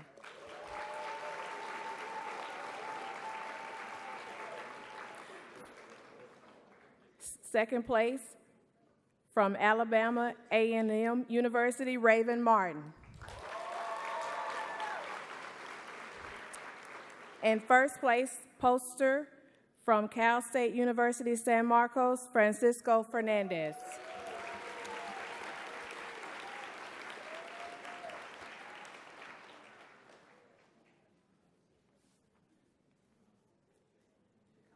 Here's Raven, and there's Francisco. I don't see Sequoia.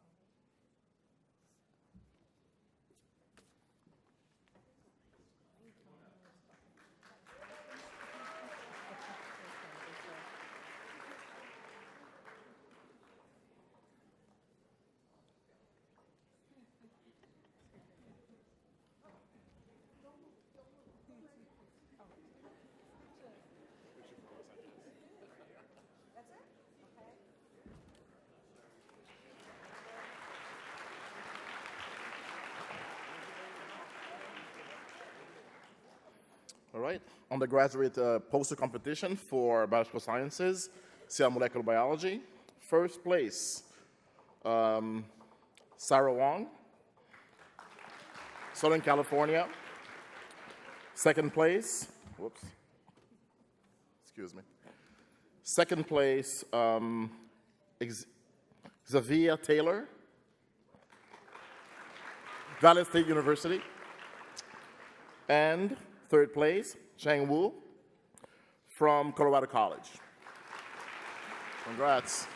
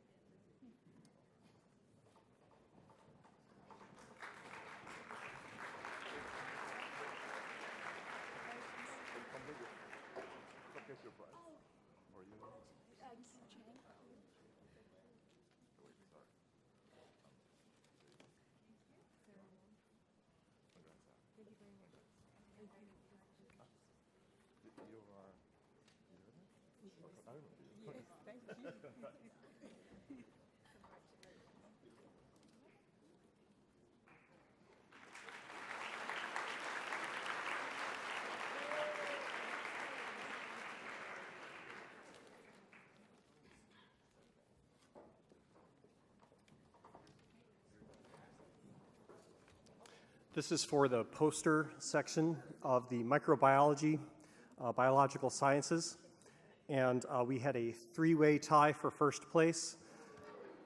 And we just cannot say enough things about just how in-depth the understanding and involvement of so many of the students who did their work in this area this year. And in alphabetical order, From the University of Nevada, Las Vegas, ERN Casson.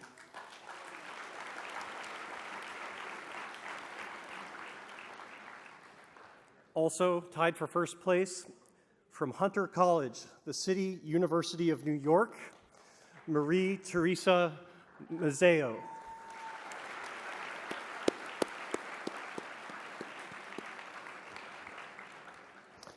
And last but not least, got to follow the alphabetical order here, from Indiana University, Purdue University, Indianapolis, congratulations to Celia Ochoa Medina.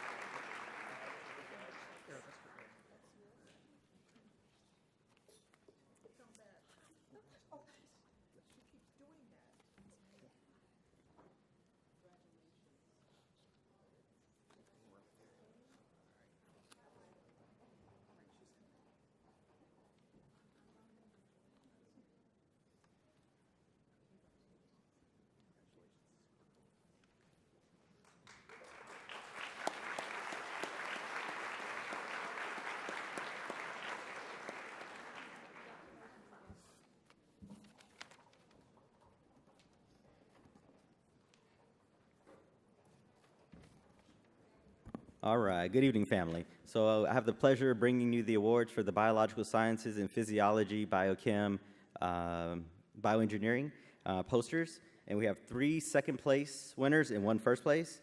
The second place is Madison Bashford from Cal State University, Monterey Bay. The next second place is Linda Yarfi from Keene University. And the second place is Linsa Ali from University of Minnesota Twin Cities. Yeah. And then our first place in the biological sciences, Petros Borets, I'm sorry, I slaughtered it, from Fisk University.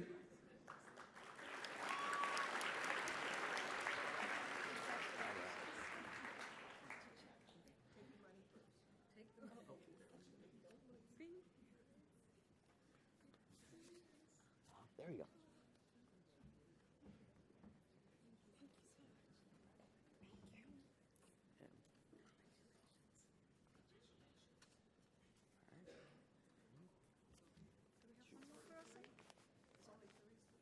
No, I called all 4. Is Petros in the audience from Fisk University? I'll keep it.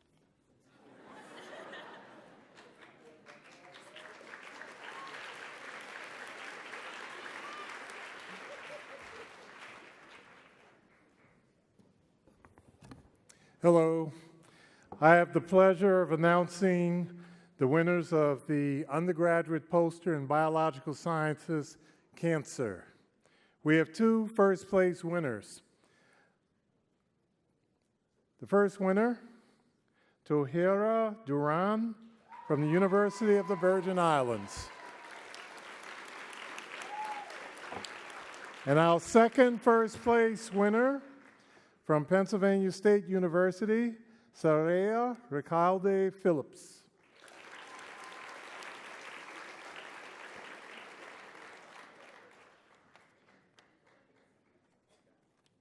Where are you?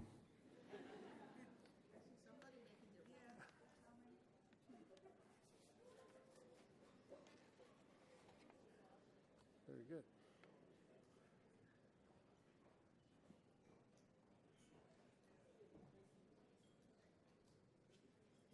Congratulations. You are, okay, I don't know if I murdered him. Hello. I didn't think you wanted that.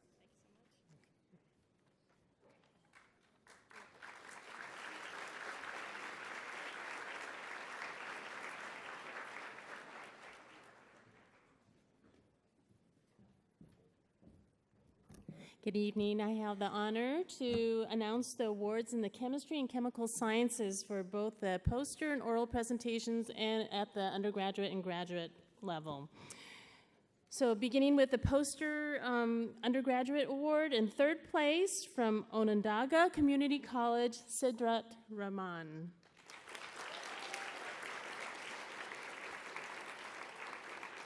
In second place, from California State, San Bernardino, Sarah Rodriguez. Are they coming up here? And in first place, from University of the Virgin Islands, Janique Nicholas. We have an all-women award panel this year. Are they coming? Okay. Okay.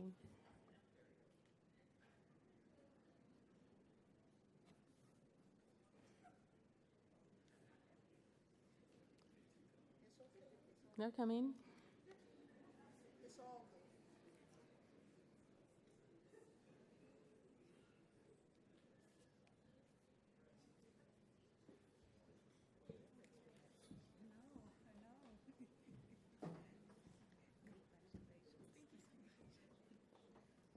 And do we have Sidrat? Okay.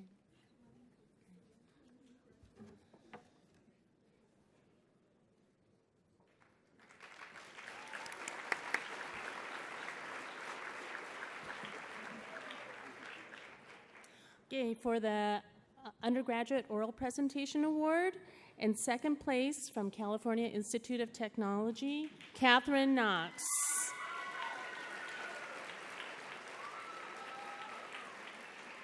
And in first place from University of Cincinnati, Ricky Terrell.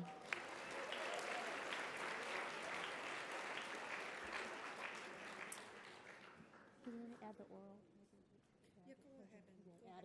And we will add the graduate award for the oral presentation from Auburn University, Katarina Ford.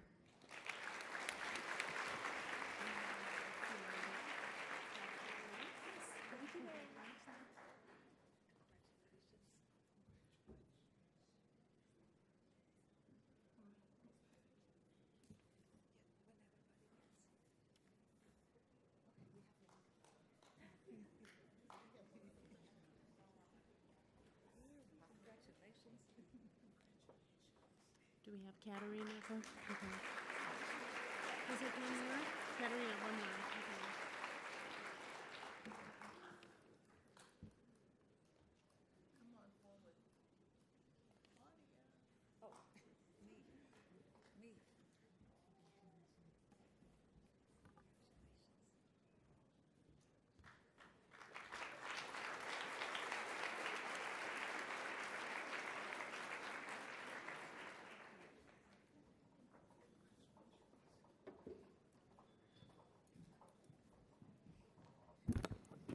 And I have the honors to present to you this evening the Computer Sciences and Information Management Poster Award.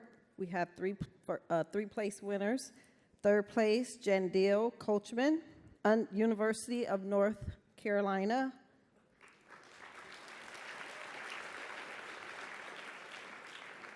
Maisha Jones, Benedict College, second place. And for our first place winner, we have Tracy Edwards, Hampton University.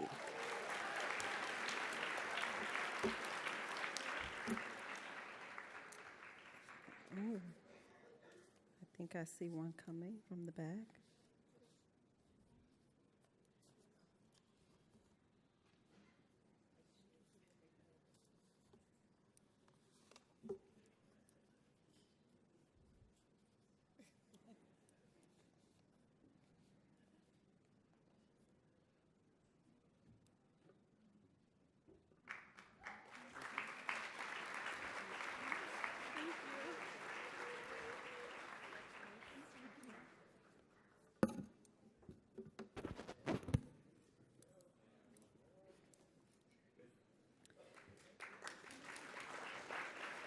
Now we're going to present to you the computer sciences for our oral presentations, and we have three first place winners. Ryan Reed, New Mexico State University. Willie McClinton, University of South Florida. And Sebastian Cousins, Winston-Salem State University. Congratulations.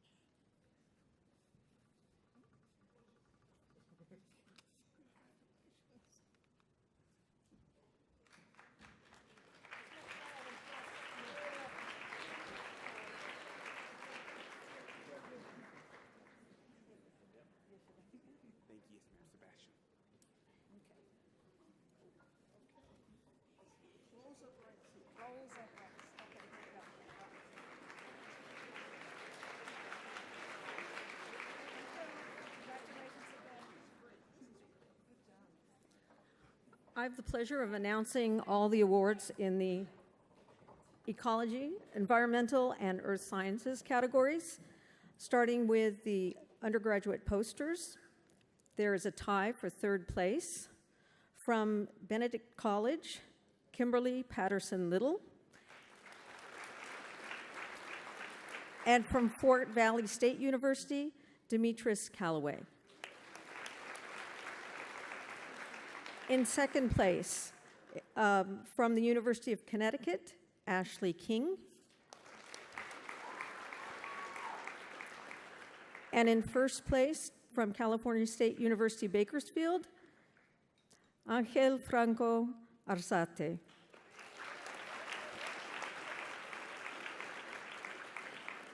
In the undergraduate oral competition, first place goes to, from the University of California, Davis, Ashley Kim.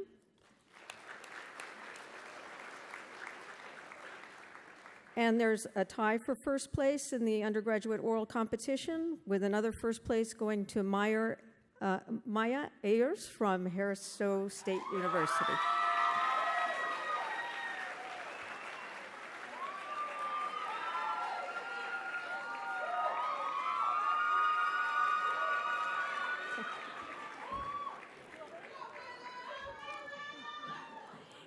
In the graduate oral category, second place from the University of New Mexico goes to Kelsey Bicknell.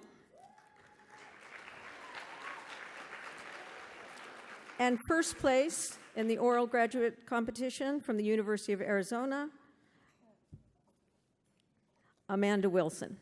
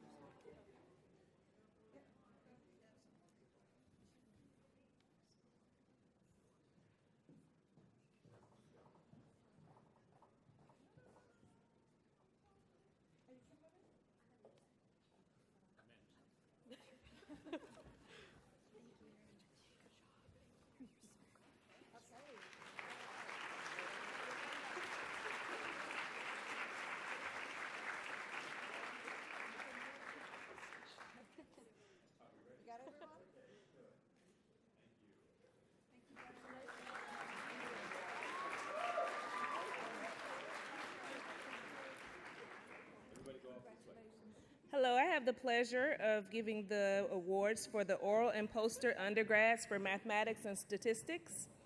In second place, from New York City College of Technology, Ji Hao Hung. And we have two first place awards. Our first goes to Hillary Morero Garcia from University of Puerto Rico.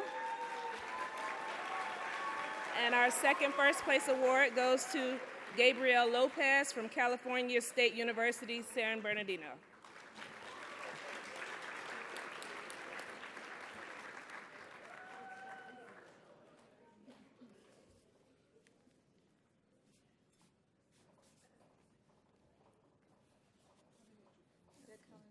Okay.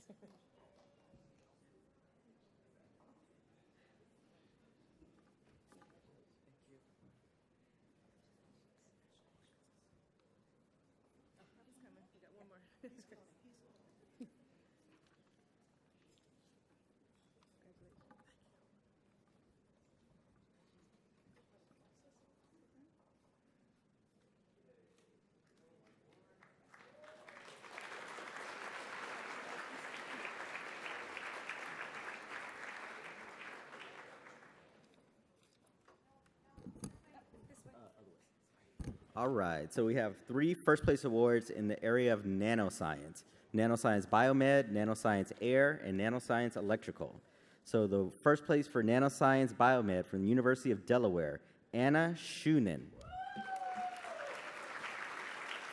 First place for Nanoscience Air from the University of the Virgin Islands, Kiana Joyce. And first place in Nanoscience Electrical from Hartnell College, Luis Romero.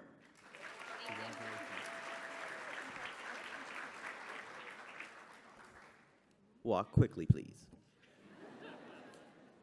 Or I'll keep your check. Thank you, Luis.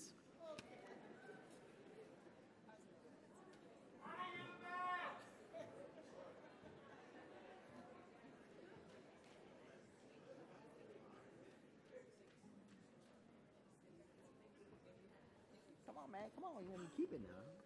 Thank you.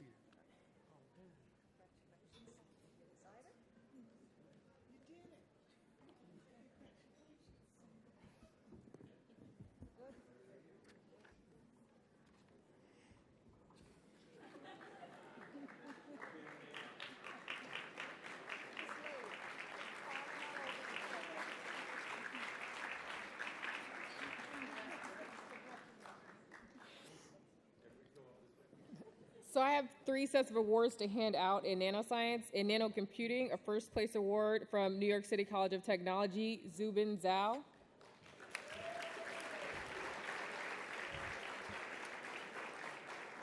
In nanoscience physics, from North Carolina Central University, first place award to Malcolm Nicholas.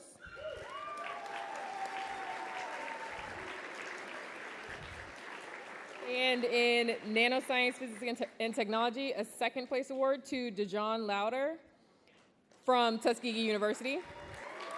And a first place award from City College of New York to Christy Peppa.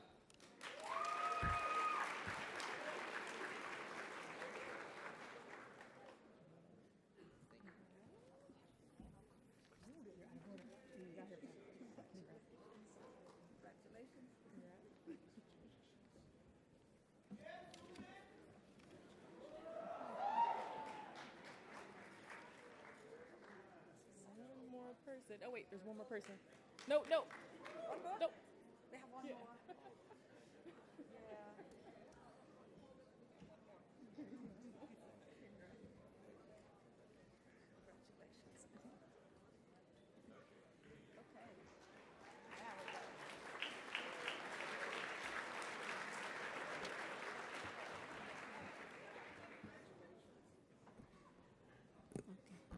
All right, good evening. I have the pleasure of making the announcements for both nanoscience and physics in both undergraduate and graduate sessions that we had. The second place in nanoscience, physics technology, post undergrad from the University of Texas at San Antonio, Daniel Angel.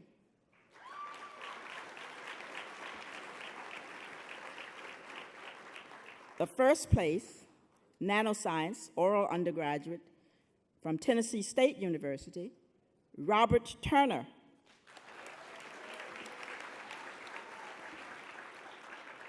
And the first place, nanoscience, oral grad from the Universidad del Torabo, Juan Arango.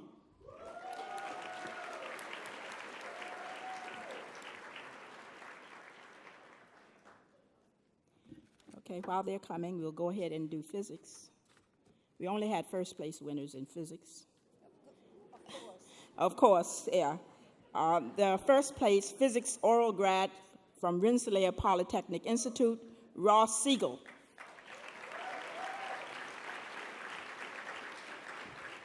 First place physics oral grad, Hampton University, Wangi Anaponaya.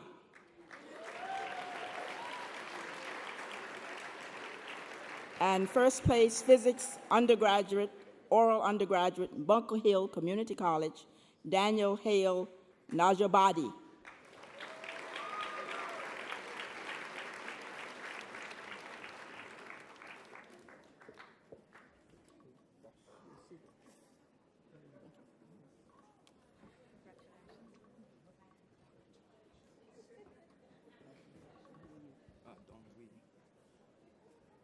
Did someone take your check? Juan?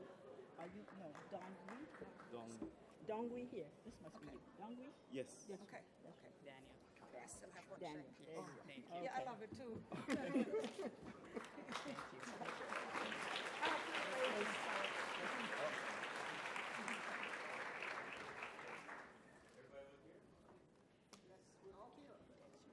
Moving forward, some of us are dropping our envelopes, but we're all here.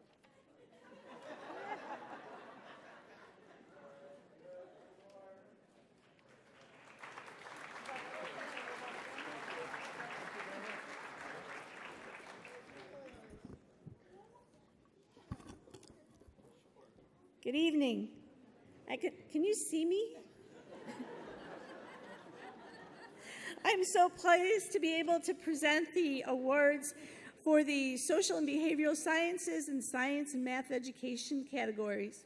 We have 2 first place awards for the undergraduate posters, first being to Winton Smith of Virginia State.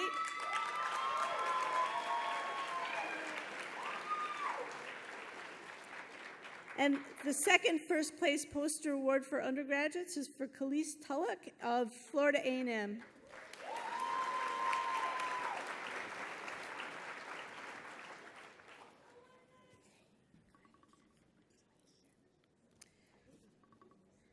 We also have 2 awards for oral presentations. First of all, for our undergraduate, and this is Gabriel Johnson from Bethune-Cookman University.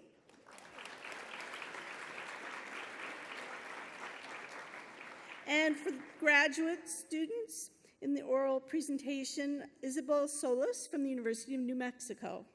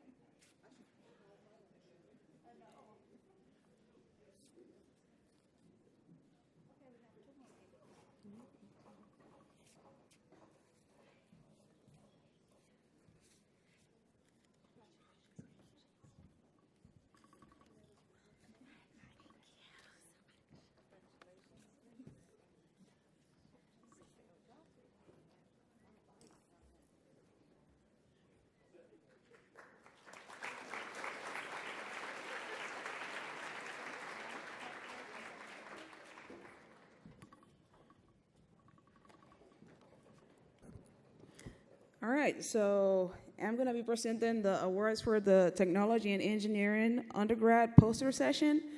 And before I say the names of the winners, I would just like to say that all the posters that I had the opportunity to look at, they were just outstanding. And I had a very, well, as a judge, as a judge committee, we had a very hard time picking the winners. So I just want to congratulate you for all the good work that you guys have put on presenting your work. So for that reason, we have 5 first places, actually. So the first place, so we got Joshua Gaston from Tuskegee University.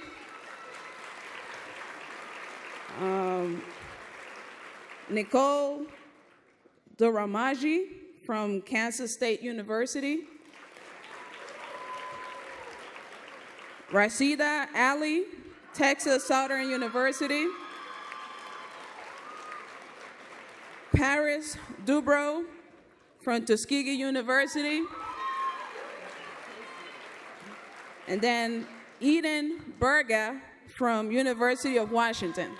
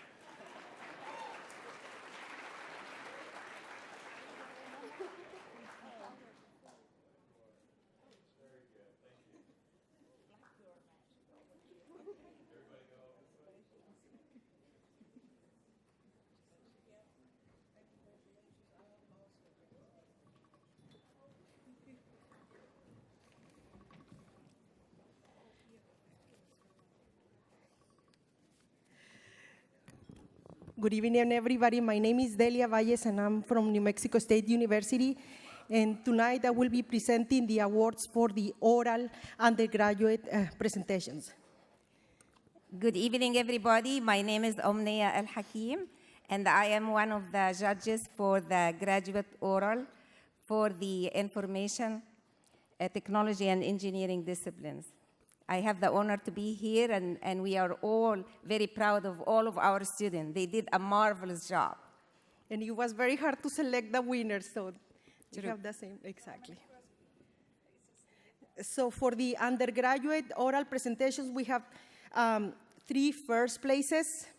And then the first person that I will mention, she is from the Case Western Reserve University, and her name is Vivian Zhao.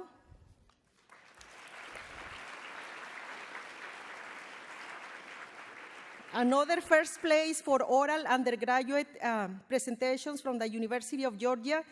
Her name is Niti Brown.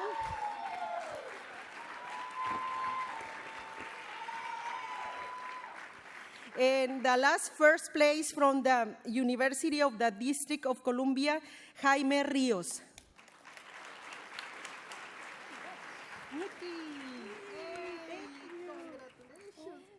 I would like to recognize the other judges in my group. They are, and stand up if you're here, Ted Conway, Rashima Borrell, Suzanne Lorish McIntyre, and Esther Osashaya. And now, at last but not least, I'm going to announce the awardee for the Technology and Engineering Disciplines graduate oral. The third place goes to Calvin Brown, UCLA.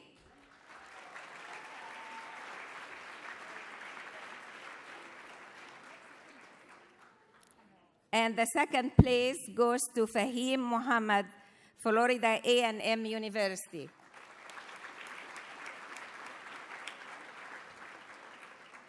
And we struggled to have the first awardee, but we have a tie for the first place, and it goes to 2 people.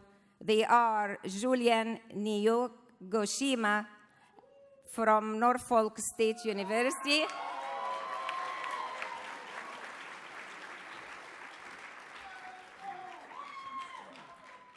and Mustafa Daulu Lu from University of California, Los Angeles.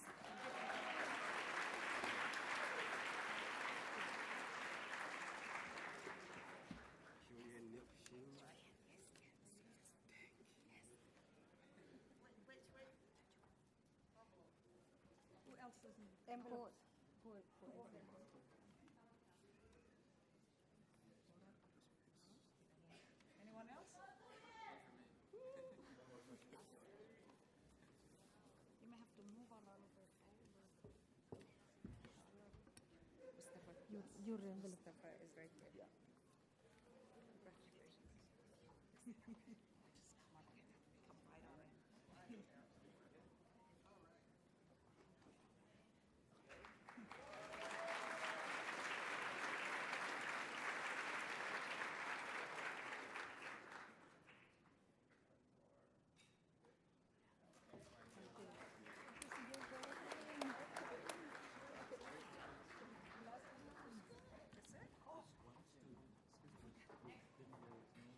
in.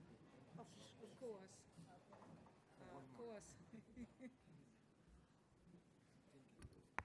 Earlier, we had announced the winners of Biological Sciences undergraduate oral presentation, and we had one winner that didn't hear his name, but he's here, Samuel Lum,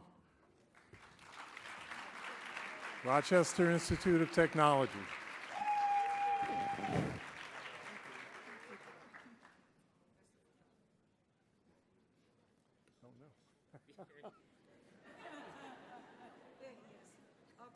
Oh, no.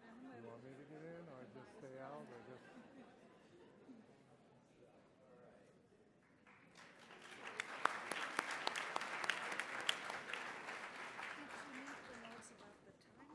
Yes. All right, all right. Let's give everybody a big hand. That was wonderful. Okay, no, that was fantastic. I think that it bespeaks the quality that the judges basically couldn't make choices. There's so many multiple first place awards that were presented, because they tend to be kind of stingy. I love you guys, but you do tend to be stingy. The judges said it. So that's wonderful. I want to thank all of you for being here. I want to thank you for sharing your science with us. I want to remind you that there is responsibility that comes with knowledge. We have responsibility to share. We have responsibility to make a difference. And that you have been given some fabulous gifts by people who have taken the time and energy to look at your work, to assess your work, to bring you messages and lessons that they have learned. And those are gifts. We think of them as gifts to the spirit, but they're gifts. And I want to tell you that as much as you have been given gifts, you have given gifts to us. This time when we come and we spend with you, we get energized. We get reminded of the road that we traveled, and we get reminded of our responsibility to give back as well. So thank you. Thank you for sharing your time with us, your knowledge with us, your spirit with us. And thank you for all that you are going to become, be, do, create, innovate. We can only make a difference if we try. We can only try if we're supported. So let's support each other and move forward. And on that note, I am calling you to the stage. Thank you.